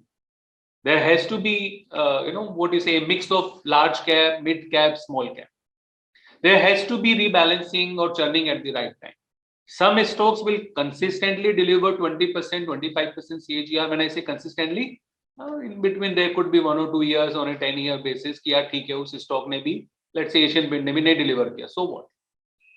But some stocks will, let's say, if the fundamentals of the businesses go down, we might have to exit or churn the portfolio. तो हर टाइप का जो market cap wise, large cap, mid cap, small cap has to be there. Churning at the right time has to be there. Representation of 6 or 7 or 8 sectors and theme has to be there, right? इस सब को करने के time पे some time you have to assign to. Time, not money. Money तो सब डाल देते हैं, time नहीं डालते. And then they realize कि okay, I had put in 1 lakh, my 1 lakh has gone down to 90,000. ठीक है, मतलब time तो दो ना. If you know you have bought a good business, if you know the fundamentals of the business, if you say कि my horizon is minimum 5, 7, 10 years, if you say I have not invested borrowed capital, कोई बात नहीं. But वो confidence क्यों नहीं आता? Because पैसे तो दे दी, time नहीं दिए. I don't know what I own. I don't know whether I own a good business or a bad business. वो देना पड़ेगा.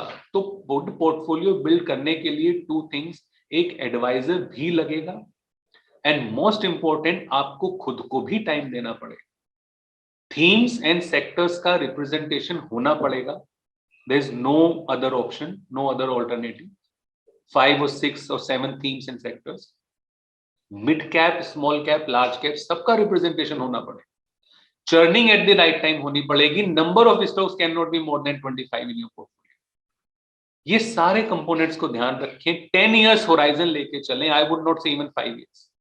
10 years horizon. Borrowed capital please don't invest. Right, borrowed capital please don't invest. Lump sum stagger doesn't really matter. If you have whatever amount you have today, this amount can be divided into 5 or 6 parts, right? 5 or 6 parts over 6 months, I would say. Uske baad, whatever you have, more investable surplus or inflows whenever, wo bhi kar sakte hain. Jis paise ko you can keep aside for 5 to 7 years or longer the better. Certainly equities में जाना चाहिए. Certainly equities में जाना चाहिए. अब वो stagger आ रहा है तो भी जाना चाहिए. Whatever lump sum you have today वो भी जाना चाहिए. मिनिमम 5 ईयर होराइजन जिस पैसे का आप लेके चल सकते हैं. But apart from money, time is equally important. Reading, understanding what you own in your portfolio is equally important. Warren Buffett साहब का पोर्टफोलियो जरूर जरूर जरूर देखिएगा. एवरी ईयर पैसा नहीं बनेगा मतलब नहीं बनेगा. उनका भी नहीं बना और आप किसी को जानते होंगे उसका भी नहीं बना, बनेगा ही नहीं. बट देन 15 मंथ्स में 100% भी बनेगा, 80% बनेगा, 70% बनेगा. This is the beauty of this asset class. यहां कंपाउंडिंग ही चलेगा, which is anything between 20% to 25%. 15 months में -5% पे भी पॉसिबल है कि 15 months have pass and I am made -5%. Possible है. उसी टाइम पे जरूरत है. What we are presenting today, fundamentals of the economy, ऐसे ही टाइम पे जरूरत है if one can add more, because this is the time. Compounding का तो तभी मजा है ना. If you have made 100% in 15 months, उस पैसे की कंपाउंडिंग भी अच्छी है. But just imagine if you didn't make anything in 15 months, उस टाइम पे जो पैसा डालेंगे उसकी compounding will certainly be high. क्योंकि ओवरऑल कंपाउंडिंग ओवर ए 5 ईयर, 7 ईयर, 10 ईयर बेसिस तो 20% आनी ही है. और एनी परसेंटेज बिटवीन 20-25% आनी ही है. तो in 15 months if I didn't make anything, वो कहीं तो कवर अप होगा ना. There will be another period of 50, 60, 70% growth. एक ही साथ जो एक साल में आ जाएगा, सवा साल में आ जाएगा, like it happened in between June 20 और आई वुड से अप्रैल 22, सितंबर 20. आ गया 100% एक साथ आ गया. ऐसे फिर आएगा. तो जब जब भी ऐसे पीरियड आते हैं, वो ही कोई भी आप सक्सेसफुल इन्वेस्टर देखें, this is how they do it. Why? Because they know the fundamentals of the economy and they certainly know what they own in their portfolio.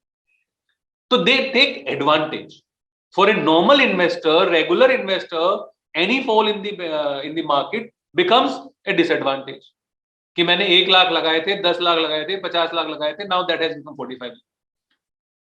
They in a way celebrate such period, क्योंकि उनको पता है यहां पे जो पैसा लगाऊंगा, because in last 15 month there was no return और negative return, and overall compounding और a 5 year, 7 year basis has to be 20% और मोर देन 20%. तो जो यहां पैसा लगाऊंगा उसकी compounding will B high.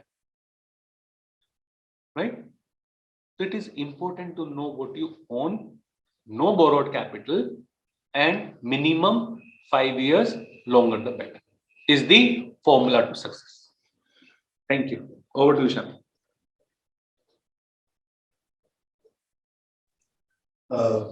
Thank you, Manish ji.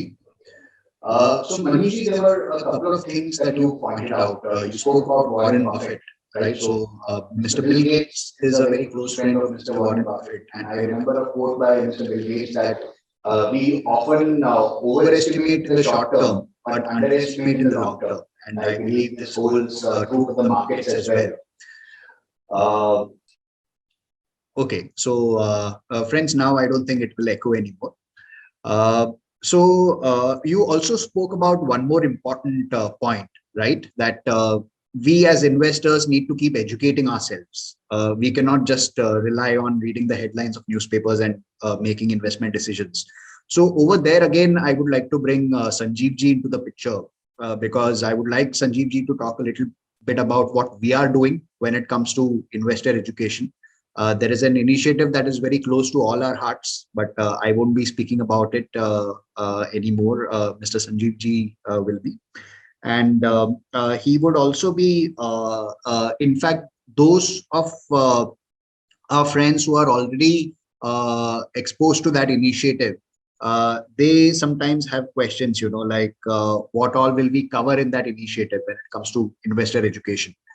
So these are 2 points which I would like Sanjeev ji to throw light on. Sure, Shyam, it will be an honor to do so. In fact, you're right. There is a gentleman named Ashutosh Danji who had also said that hitchhiking on Manishji's comment on the fundamental rights. He says that investing and wealth creation to right hai, but education ka hum kya karenge, right? That is something that he asked during the chats. I'm very, very honored to say that when we started realizing the fact that if we were to enlist the mistakes of investors, and especially the novice investors, the mistakes that they make, you'll be surprised to know that there are not a whole lot of mistakes which are very different from each other. In fact, there are mistakes that people keep doing again and again and again. So the problem is not that you're making these mistakes, but you're not learning from the experience of others who've been there, who've done that, and you're very busy reinventing the wisdom wheel all over again. So why can't there be a platform where you can learn from the collective wisdom from people who've been there, who've done that, who know this in and out for a living? But kya aisa platform exist karta hai kya? So the good news that we brought to the investing community and otherwise the people who are enthusiasts in investing is that we introduced a fintech platform known as Informed Investor. Now, Informed Investor is an investor with a double R in the end. This is a platform that you'll find as an app on the Android and on the iOS stores as such. So this is where we made an honest attempt, Shyam, that we were very, very particular in saying, if you want to understand the E of equities right from the word scratch to the most advanced concepts in investing, this is the place where you should come. And this doesn't come at a cost to you. There is zero cost attached to it, right? So there are various sections in this given platform that you'll be greeted at the beginning. So it doesn't matter actually if you're a beginner. And if you're a beginner or an advanced investor, this is where you should come on an everyday basis. अब यहाँ पे complex jargons, concepts and valuations हैं. Now all of this is made so simple and easy to understand that you'll never ever feel a need to consult any other curriculum or a video elsewhere. Like they say that all is under one roof. So this particular platform too has all the learnings, all the insights on a day-to-day basis that you would need if you are an investor who wants to know, who wants to learn the concepts, who wants to be updated on a day-to-day basis. This is the whole reason why we came out with Informed Investor as an initiative that, from an education standpoint, brings together everything at the end of the day. So what you would experience is that after 3 months or 6 months or a 9 months period, you will be a very, very different person.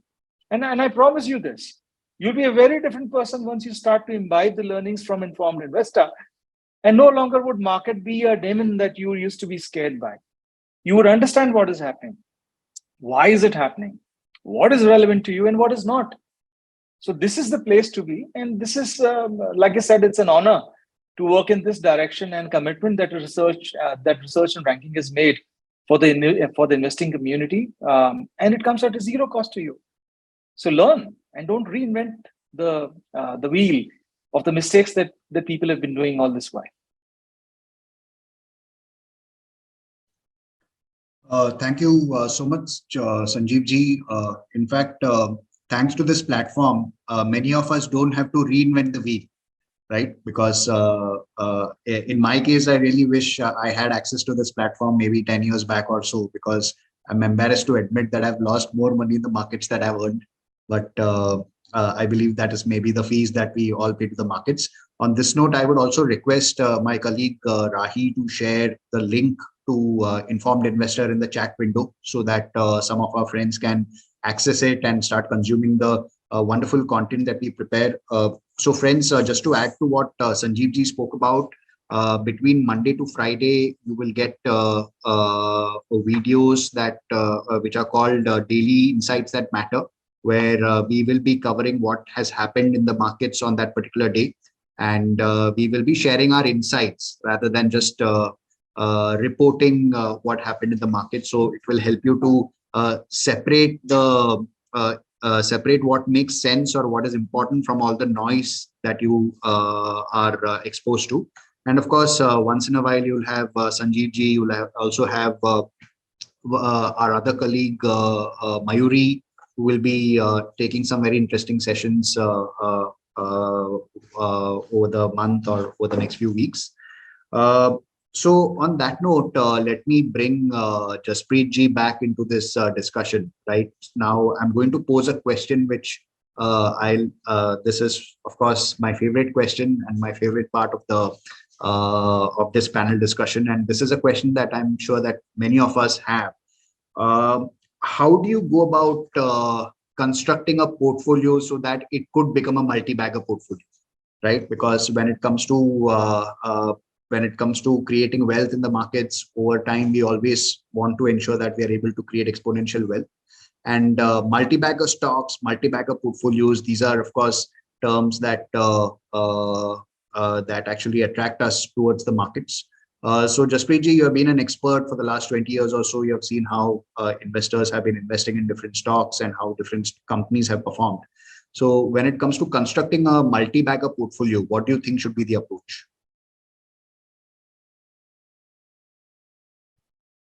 Thanks, Shyam, for that. I'll just refer to one of the screens which will lay down the the framework on which I'm trying to answer this question. And this is a question we get in every webinar. So this is in most of the webinars. So we're trying to just highlight again in numbers. So this screen gives us confidence and inspiration and the fact that it's happened before. So no reason why. In fact, the next 10 years, as Manish said, from a $1 to $3 trillion की जो journey में इतना wealth बना है, तो imagine $3 trillion to $10 trillion की journey में next 10 years, the amount of wealth that can be generated. उसमें कितने ज़्यादा multi-baggers निकलेंगे? That's only a number, a number that one can imagine. So last 10 years, there were over about almost 200 stocks which have gone up between 5x to 50x, and that by no means is a small number.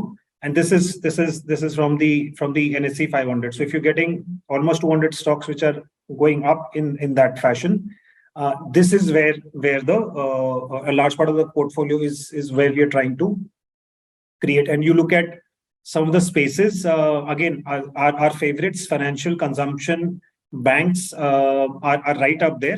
And the one which is trying to make a comeback is the cap goods, industrial and building material. Moving on, the last slide in terms of how I would say the right side is more on the multi-bagger approach. The left side is more the portfolio construction. So right side में friends हम क्या देखने की कोशिश करें कि trying to identify a 3x, 4x या 5x उस journey में ज़्यादा से ज़्यादा ध्यान we try to have is more towards the earnings growth, right? The EPS growth, which is the blue portion, right? So in that 25% CAGR, 20% is coming from EPS growth. In that 32% CAGR, about 24% is coming EPS growth, and lastly 28% is coming from EPS growth. The blue orange part is what is left to the market to decide. That's the art part where market does a re-rating. Sometimes obviously it happens, doesn't go down exactly this way. Sometimes it would probably the other way around also, that the market has re-rated it so much, even though earnings growth is, if not 10, if it's not, definitely not more than 15%.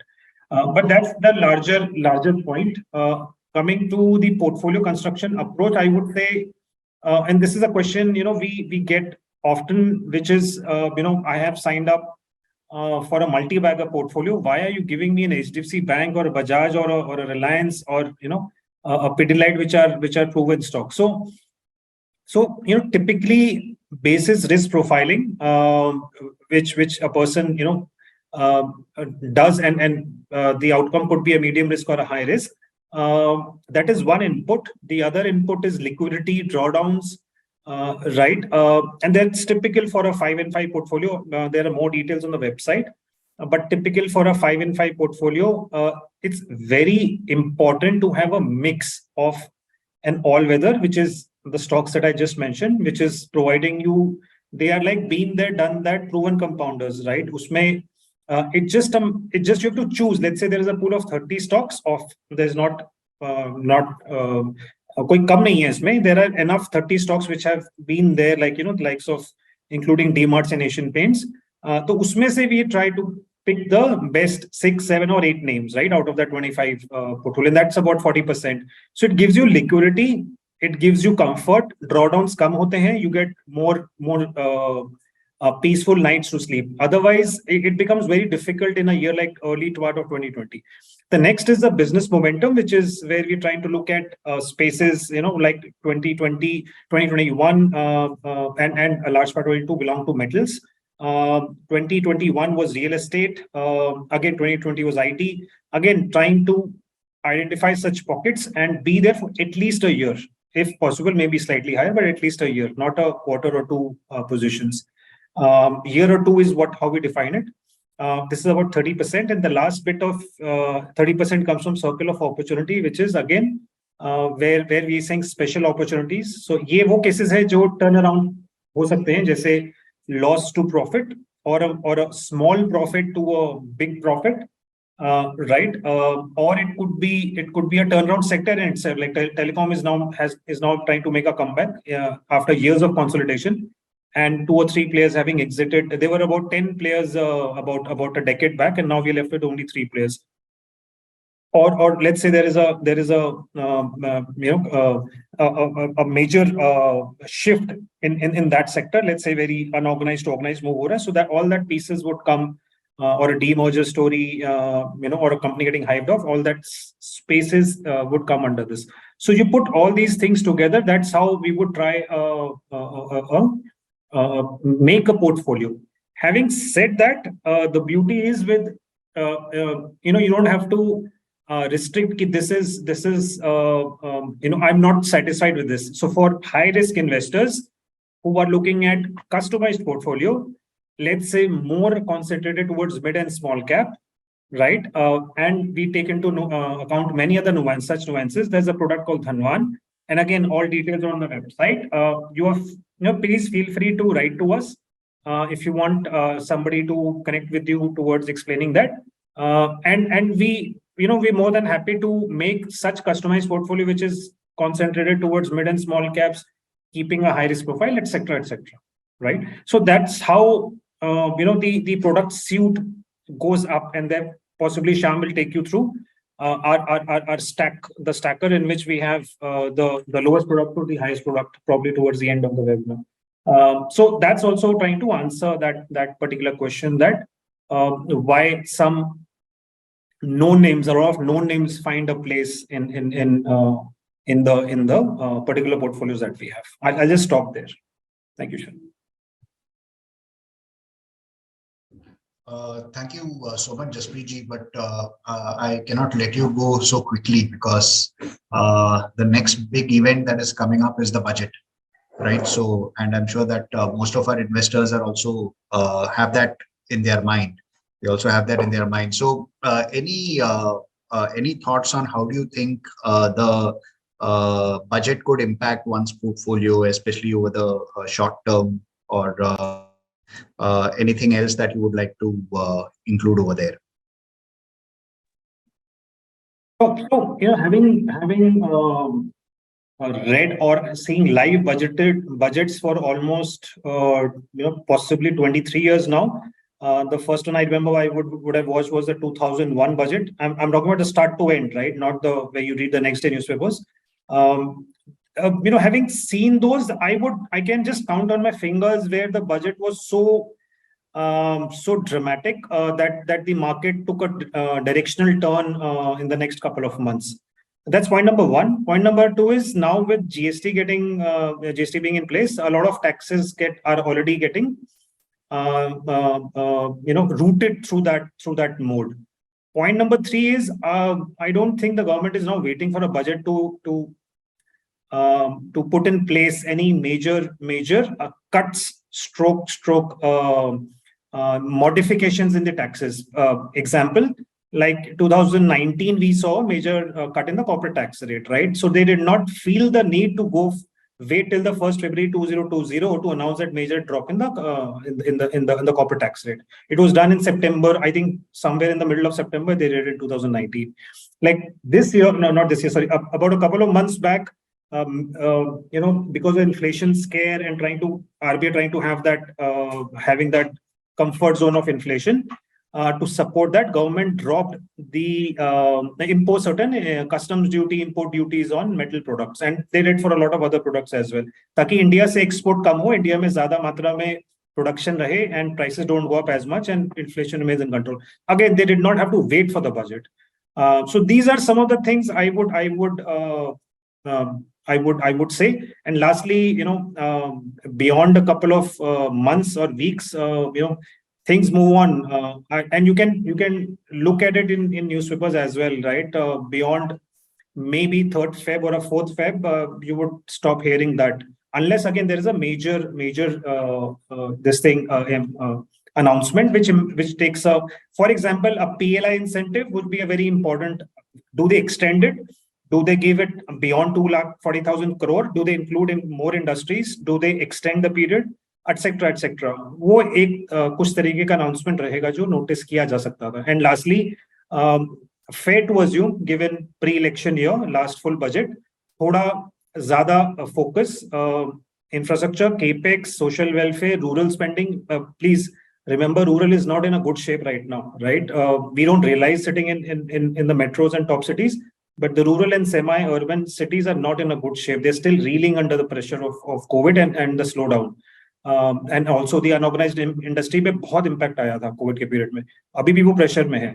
And recently raw material prices जैसे ऊपर गए हैं, inflation आया है तो उस तरफ के थोड़े announcements रहेंगे. But net I think it should be reasonably good budget and may not hog the headlines beyond a week or so. Thank you so much, Jaspreet ji. Sanjeev ji, I would like to bring you back to this discussion because so you also end up speaking with investors who have slightly evolved aspirations, especially those who are HNIs, some of our NRI friends as well, right? And even in the chat window, I could see that there were a few of them who are asking whether we have any such services for them. So would you like to enlighten us on what we are doing for HNIs and what do you think HNIs would gain by associating with us? Sure, Shyam, it will be an honor to do so. Let me just start off by saying that the entire spectrum of the possible investable surplus based categorization is a home that an investor can see in R&R. Leave aside the fact that you have products like a 5 and 5 plus combo, which are more suited for people with investable surplus in the range of 5 to 25 lakhs. And then, of course, there is yet an evolved product, which is very suited for people who have an investable surplus in the range of 25 lakhs to a crore. And this is the Dhanwan product that we know very dearly. This is where, of course, the level of personalization goes a couple of notches up. And of course, from a portfolio building standpoint, from a hand-holding perspective, from an overall guidance that involves mirroring your questions on a day-to-day basis is what Dhanwan does. But if you were to look at yet another top of the pyramid service, which has been launched and has seen a very, very good response, is the 10 trillion opportunity. Now, if the question was more specifically of the people who have an investable surplus of a crore plus, then Shyam, my recommendation would be for the people to explore the possibilities of joining this program. But Before I do so, I would like to enlist a couple of features that the 10 trillion opportunity brings to the fore.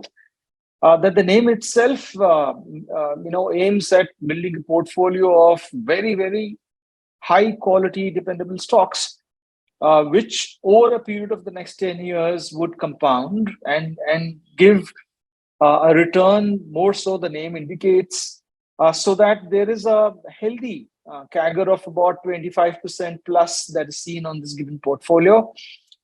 These are the stocks or the businesses that are mirroring the India's growth story that Manishji very aptly pointed to all of us. That we've seen the forex grow from a 6 billion to about 600 billion.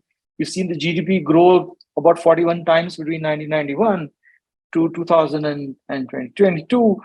And there will be many plenty of opportunities that will come on our way when we see a 10 trillion status on India's growth story. And this, we are hopeful we should be seeing by 2031, 2032. But when we do this, please keep in mind that there are going to be companies which will be multiplying by 50 to 100x as well on their valuations. And otherwise, revenues will be very, very decent and would mirror, not only the index, but grow significantly beyond the index in terms of its overall appreciation. This is what TTO does. TTO brings forth a very, very cherry-picked, a very, very deep nose-dived sort of a top end from a top-down and a bottom-up approach, harmonized portfolio approach, a build-up of about 12 to 14 stocks, which in the next 10 years, and as the name suggests, would take you to a point where they should have an upside, which would bring smiles to all of us. And that is a product, again, I'm saying, is only meant for people who have investable surplus of 1 crore plus. So my only submission over here is that a lot cannot be said now that we have already crossed that mark of where people are starting to see a little edgy. There are dedicated relationship managers and otherwise very, very senior people on board who would be happy to take you through the product features, the overall investable ethos of what we're trying to build. And this is the top of the pyramid product that I would recommend for any HNI or ultra HNI as such.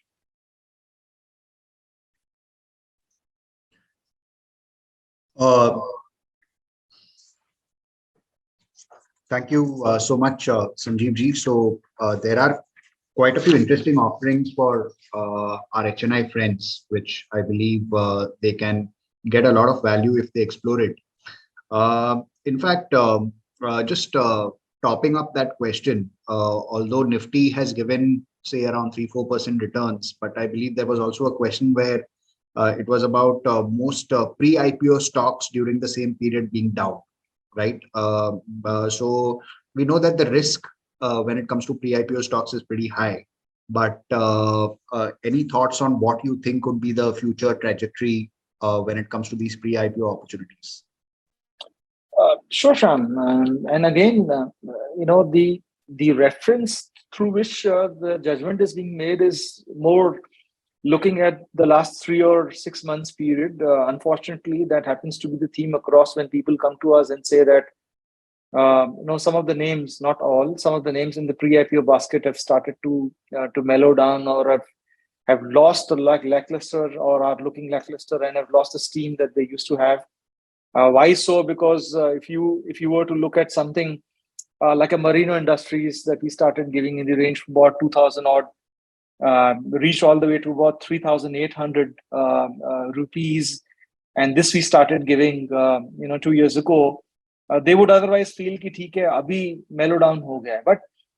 But again, I go back and ask you the question that if you were making your investing decisions just basis the returns in the past 3 and 6 months, then leave aside pre-IPOs or the listed stocks as such. Any observation that you make for the market would seem very, very biased towards only a very limited point of view.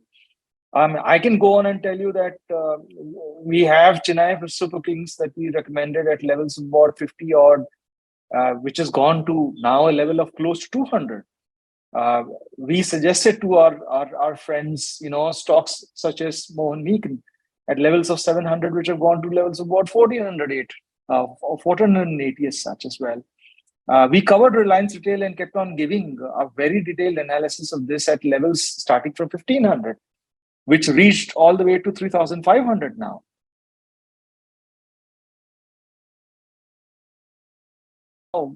As we speak, it's levels of about 1220 as such. And there are many others. For example, Tata Technologies, there is a lot of interest in this. But when we gave the coverage on Tata Technologies at levels of about 1500 odd, reaching a level of 6,500, 6,800 odd today is no surprise. But we continue to give our inputs to the people who want to invest in the pre-IPOs, that there is always an intrinsic value that we see. And whenever that moment comes, Shyam, we are the first ones to go ahead and tell them that now it's a time to book. Now it's a time to book your profits and look at the second or the next recommendation in the pre-IPOs basket as such. So coming back to the question, these risks will remain in listed or unlisted stocks as such. The reference window would need to be a little more, harmonized. And if that is the argument, then it's a no-brainer that pre-IPOs have also delivered stellar returns in the past 2 years as such.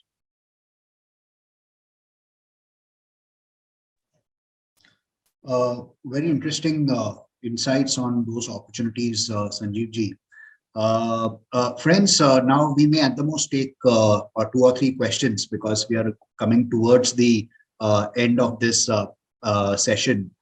So I will get Manish ji back into this discussion, because there were a few questions about from those who have retired. All right. So when it comes to investing nowadays, a lot of millennials and young people seem to be getting into the markets. But we also forget about the fact that there are people who have retired, say post 45, 50, or even post 60. And they understand that markets are able to give good opportunities, and more importantly, they also have a decent investable surplus to consider. In fact, Manish ji, there is a very interesting live question that I got from Mr. Sanjeev, who is a 71-year-old person, and he has close to around 50 lakh rupees as an investable surplus, and he does not have any relatives to pass this money on, and he wants to actually donate this to charity. But I also feel that if he's able to grow this wealth, maybe the charitable organization that would receive this donation from him could receive a large corpus. So I would love to get your inputs on how those who have retired or are on the verge of retiring could invest. See, again, I will go by what I said a while back. The compounding, which is in this asset class, could be in the range of 20-25%, right? Or certain years, like I took the example of year 2020, or that specific period of 1.5 years between April 20 to September 21, when people made in 1.5 years even 100%.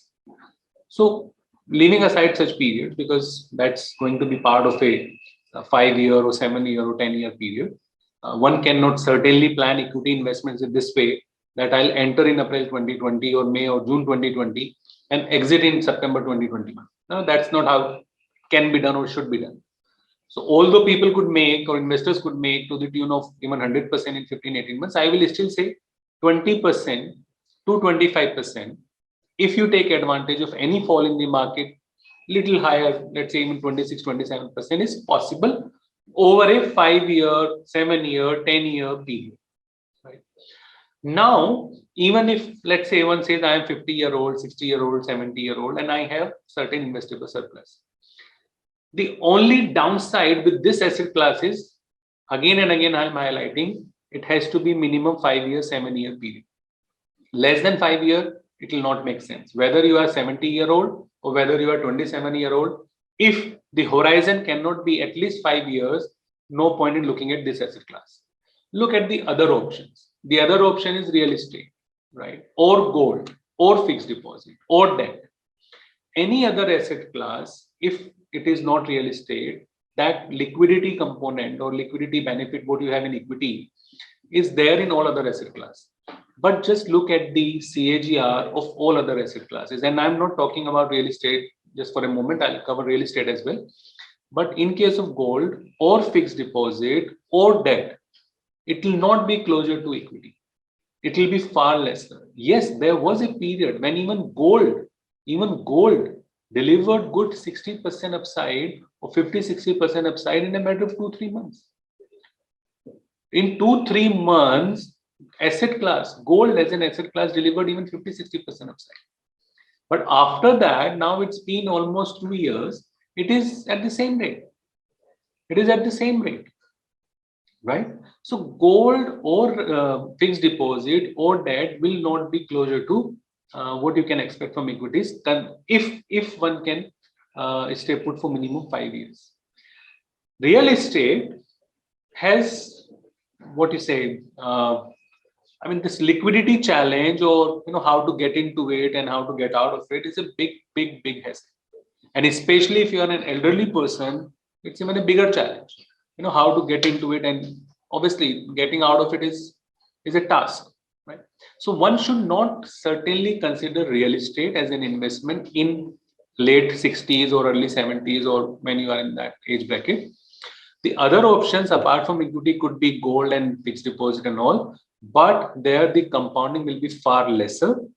So it's a personal choice or individual decision, but my advice would be, if you can stay put for 5 years, 7 years, 10 years, then equity is the asset class. Doesn't matter what age you are. If you are at that age, obviously you have not borrowed money from anybody. There's no point in investing borrowed capital, doesn't matter what age you are. But especially if you are in your that age, retirement age, I'm assuming that it's not a borrowed capital. So if it is not a borrowed capital, and there's no way I'm trying to say that money will grow only in the 5th year or 6th year or 7th year. All I'm saying is horizon should be minimum 5-7 years, because in between there will be an excellent year, 50, 60, 70, 80% year. In between there could be a flat year or even negative year. तो मैं उस बात को अगर accept आज ही कर लूं कि there will be out of 6 years, 7 year, 8 year cycle, 4 or 5 good years, 2 average year and 1 or 2 let's say even negative growth year, अगर मैं उस बात को आज ही एक्सेप्ट कर लूं, नंबर 1. नंबर 2, मैं 20% से 25% कंपाउंडिंग के लिए एक अच्छा portfolio churning at the right time के हिसाब से बना लूं, उसके बाद let it grow. Real estate में in that age in any case आप नहीं जा सकते, या नहीं जाना चाहिए, right? Getting in and getting out is a big hassle, नहीं जाना चाहिए. तो गोल्ड और फिक्स डिपॉजिट जैसा ही तो लिक्विडिटी ये दे ही रहा है आपको, मतलब you exit any time, there is no stress. In any case, out of 10 years, at least 7-8 years will be positive growth years. तो अगर ऐसा लगता भी है कभी कि okay, although I had an understanding that I'll continue to be an investor for 10 years, but in between कुछ हो भी गया and कोई challenge आया, कोई emergency I, okay, out of 10 years, 8 years तो positive growth year likely to. 1 या 2 साल ही out of 10 years होंगे जो negative growth year हो सकते हैं. 1 या 2 साल flat to little positive होंगे. 5 years, 6 years out of 10 year cycle will be good years. तो वो सारा मैथ अगर मैं आज ही मन में कर लूं, 8-10 साल का होराइजन ले लूं, 20-25% कंपाउंडिंग की एक्सपेक्टेशन रखूं, then this is the asset class to be. Real estate बिल्कुल नहीं करना चाहिए. The other way of doing it could be, I divide it into 2 parts. One part towards this asset class, equities, and the other part in fixed deposit / debt / gold. That's how I can allocate. Manish, one last question to you. I know you have a flight to catch. So, although we have spoken quite a bit about how to invest in shares, how to buy shares, there are also quite a few questions that we received about when to exit, right, or when to sell. And from my limited understanding, I believe that's a tougher question to answer. So, your thoughts on that would be appreciated. So, exit is of 2 types. One, I am exiting the market, right? And I have plans to do something else with this investment because I believe that markets have peaked and now there is no scope in equity investments. The other is rebalance. So, rebalancing at an appropriate time is necessary. which is, let's say, out of 20 stocks or 25 stocks what you own in your portfolio, 2, 3, 4, 5 stocks would be such where you would have a reason, a compelling reason ki, okay, I should be exiting this one and there is a better opportunity available where I should enter now. वो तो चलना चाहिए और चलेगा. मतलब in any investor journey, if you are not rebalancing at the right time, it will be difficult to earn, this sort of compounding I discussed. Exiting, which is when to sell, मतलब exit करना है, that should never be the the intent. Right? In this asset class, 20%, 25%, again I am repeating, is possible, which is not possible in other asset class. तो क्यों sell करना है? Rebalancing करनी है. अगर मैं एग्जिट करता हूं थिंकिंग की मार्केट्स हैव पीक, तो वो तो कभी भी नहीं हुआ. मतलब we started with 100 and 1000 and now we are at 20,000, and this 20,000 will be, now I'm talking about Nifty, whatever is the current level, 18,000, this will be even 25,000, 30,000. Any company you see, the companies have grown 100, 200, 500, 1,000 times. अब हमेशा सबको ये लगता है कि यार Asian paint कितना महंगा stock. And again, it's not a buy or sell recommendation for Asian Paint. All in general, I'm saying. I have known people in 2009-10, they sold Asian Paint saying कि बहुत महंगा है. 2009-10, and then in 15, and then in 20. Last 1 year, it has not delivered any upside. तो सबको फिर ऐसे लग रहा है. But another 2 years, when it delivers another 50% upside from the current level, सबको ऐसा लगेगा नहीं, this is the stock tomorrow. तो कोई भी स्टॉक जब तक उसकी top line EPS growth intact hai, which is revenue growth, profit growth. Indirectly, I'm saying EPS growth intact hai. Management pedigree या competitiveness जो management की वो intact है. Otherwise, sector outlook या जो उसका competitive edge है वो intact है. There is demand for that particular company or products or services of that particular company, वो intact है. क्यों बेचना है? क्यों बेचना है? We have grown 41 times. The GDP itself has grown 41 times. अभी यहाँ से और 3 गुना 4 गुना हो जाएगा in another 10 years. क्यों बेचना है? Even any company, as long as it continues to grow, the top line growth, bottom line growth I'm referring to, run by competent management, right? There is demand for the products and services of the company. वो competitive edge उसका है. क्यों बेचना है? Let it grow. The only reason when you think of selling a stock, as I said, there is a more compelling opportunity available. वो कब है? When I have two, options. One option which I own, I believe the growth in the business or the management quality is not as good as the other business I have. उस time पे मैं switching करूँ. Or I believe कि okay, now this company in terms of the upside potential is not going to give me any other upside. It has become overvalued or something.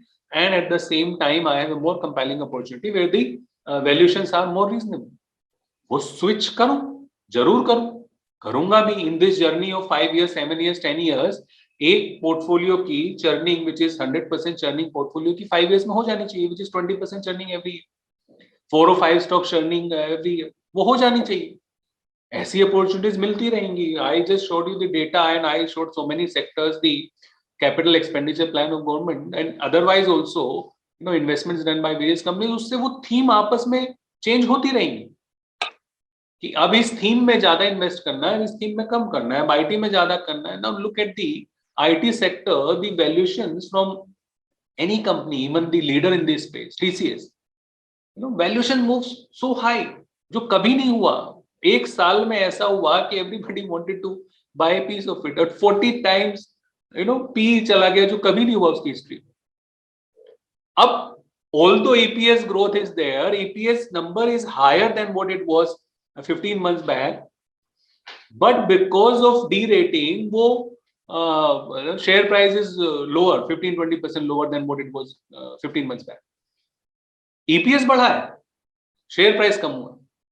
तो ऐसी opportunities जब मिलें कि ठीक है, now in this particular sector for next couple of years valuations have become so expensive कि doesn't matter, even leader in this space, you will not be able to make any upside.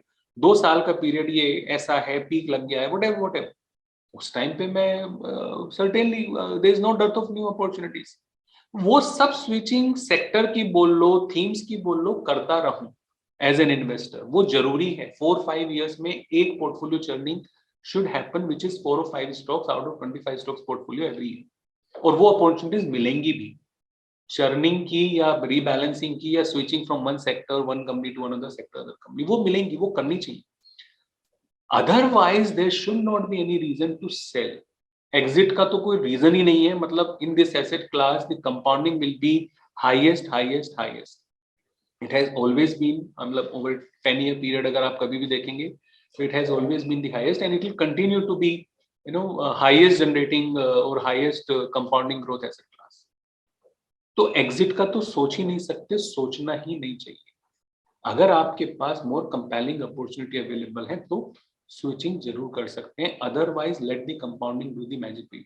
Price को देख के कभी ना बेचें कि just because 1000 has become 2000, 2000 has become 4000, 4000 has become 20,000, उस logic से कभी ना बेचें. If it is growing at that 15, 20, 25%, the top line, bottom line, EPS जो भी कह लें, competent management, good growth for the business, otherwise also demand for the business, जो प्रोडक्ट एंड सर्विसेज हैं, कॉम्पिटिटिव एज इज मेंटेन.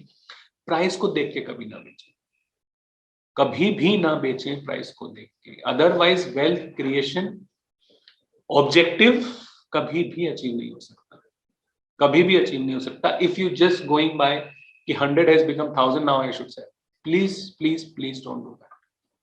कुछ businesses ऐसे होंगे, वो जसप्रीत ऑल्सो प्रेजेंटेड, वो 100 times भी ग्रो करेंगे and that's how portfolio will grow 10 times. तो वो जो 100 times 50 times वाला पूल है, आउट ऑफ 25 स्टॉक्स एक पूल ऐसा भी होगा. मैंने ऐसे 100% churning, I am not necessarily referring to कि सारे 25 स्टॉक 5 साल में एक बार बिकने चाहिए. I am not referring to that. There will be certain stocks which will continue to on for many many years, right? वैसा नहीं. 100% चर्निंग का मतलब है 4 or 5 stocks out of 25 stocks, more compelling opportunities मिलती रहेंगी. वो चाहे valuation of the existing businesses की वजह से मिले या डिमांड जो सिनेरियो है in certain other sectors looking better की वजह से मिले. वो मिलती रहेंगी, वो करना चाहिए. एग्जिट नहीं करना चाहिए, प्राइस को देख के तो बिल्कुल नहीं करना चाहिए.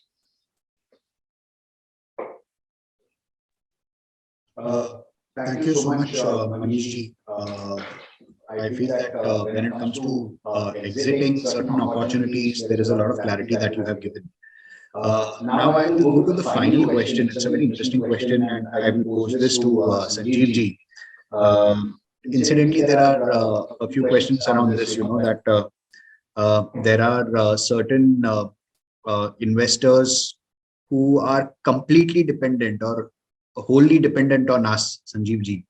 And do you think that is the right approach, or do you think that they should can they have all their eggs in one basket? It's a very interesting question, Shyam. As an investor too, I would urge everybody to walk the last mile. What I mean by it is that when you board an aircraft, you know that the pilot is very experienced and has an 100 hours of flying experience behind him, and the machinery is state of the art. But you're still advised to wear that seatbelt in the end, right? So as an investor, when you achieve a lot that has been shared with you, the learnings are there. At the end of the day, it is you who's got to take the decision. It's you who's got to ask you the questions whether the learnings which have been bestowed upon you have really been put into action or not. So you can't rely on just one given source to say that now the learning is complete. You have to test what is learned. You have to ask questions. Manish ji also said that one of the most important assets of being an investor is to read, is to ask questions. And for sure, when you're reading a lot, you are more than welcome in coming and asking us the odd question, the hard question, the tough question, and we will do our part. But in no way are we saying that your journey starts and ends only with research and ranking without you actually testing what you've learned. So do that. Go and basically explore what you've learned. Come back to us. And that's how a complete learning will always be there. So don't put all your eggs in one basket or all your vegetables, to say so. Thank you.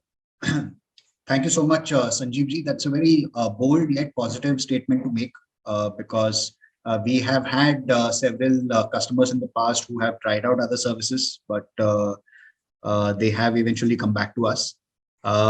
Friends, on this note, I would also like to insist that we will keep having these webinars as often as possible, but do follow our YouTube channel because we keep putting up a lot of content over there, a lot of interesting content, and many people from our company keep creating videos which are quite educational and informational.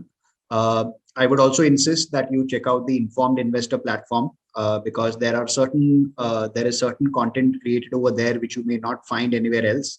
And very senior people from our company do a lot of research, and you're basically getting almost 100 years of investing experience in your smartphone, where all that information has been compiled and presented to you in a snackable format. So on that note, friends, on behalf of our entire team, we thank you so much for attending this panel discussion on a lazy Saturday morning, as Manish ji likes to term it. And we also thank you for being with us for so long. We thank you for all the questions that you have posed. We couldn't take up most of the questions due to paucity of time, but we promise you that we will address these questions in the future. So thank you so much once again. Happy New Year to your family members and to you. And we wish you a healthy, happy, and wealthy and prosperous 2023 in that order. So thank you so much once again. Thank you everyone, for your time. Thank you so much.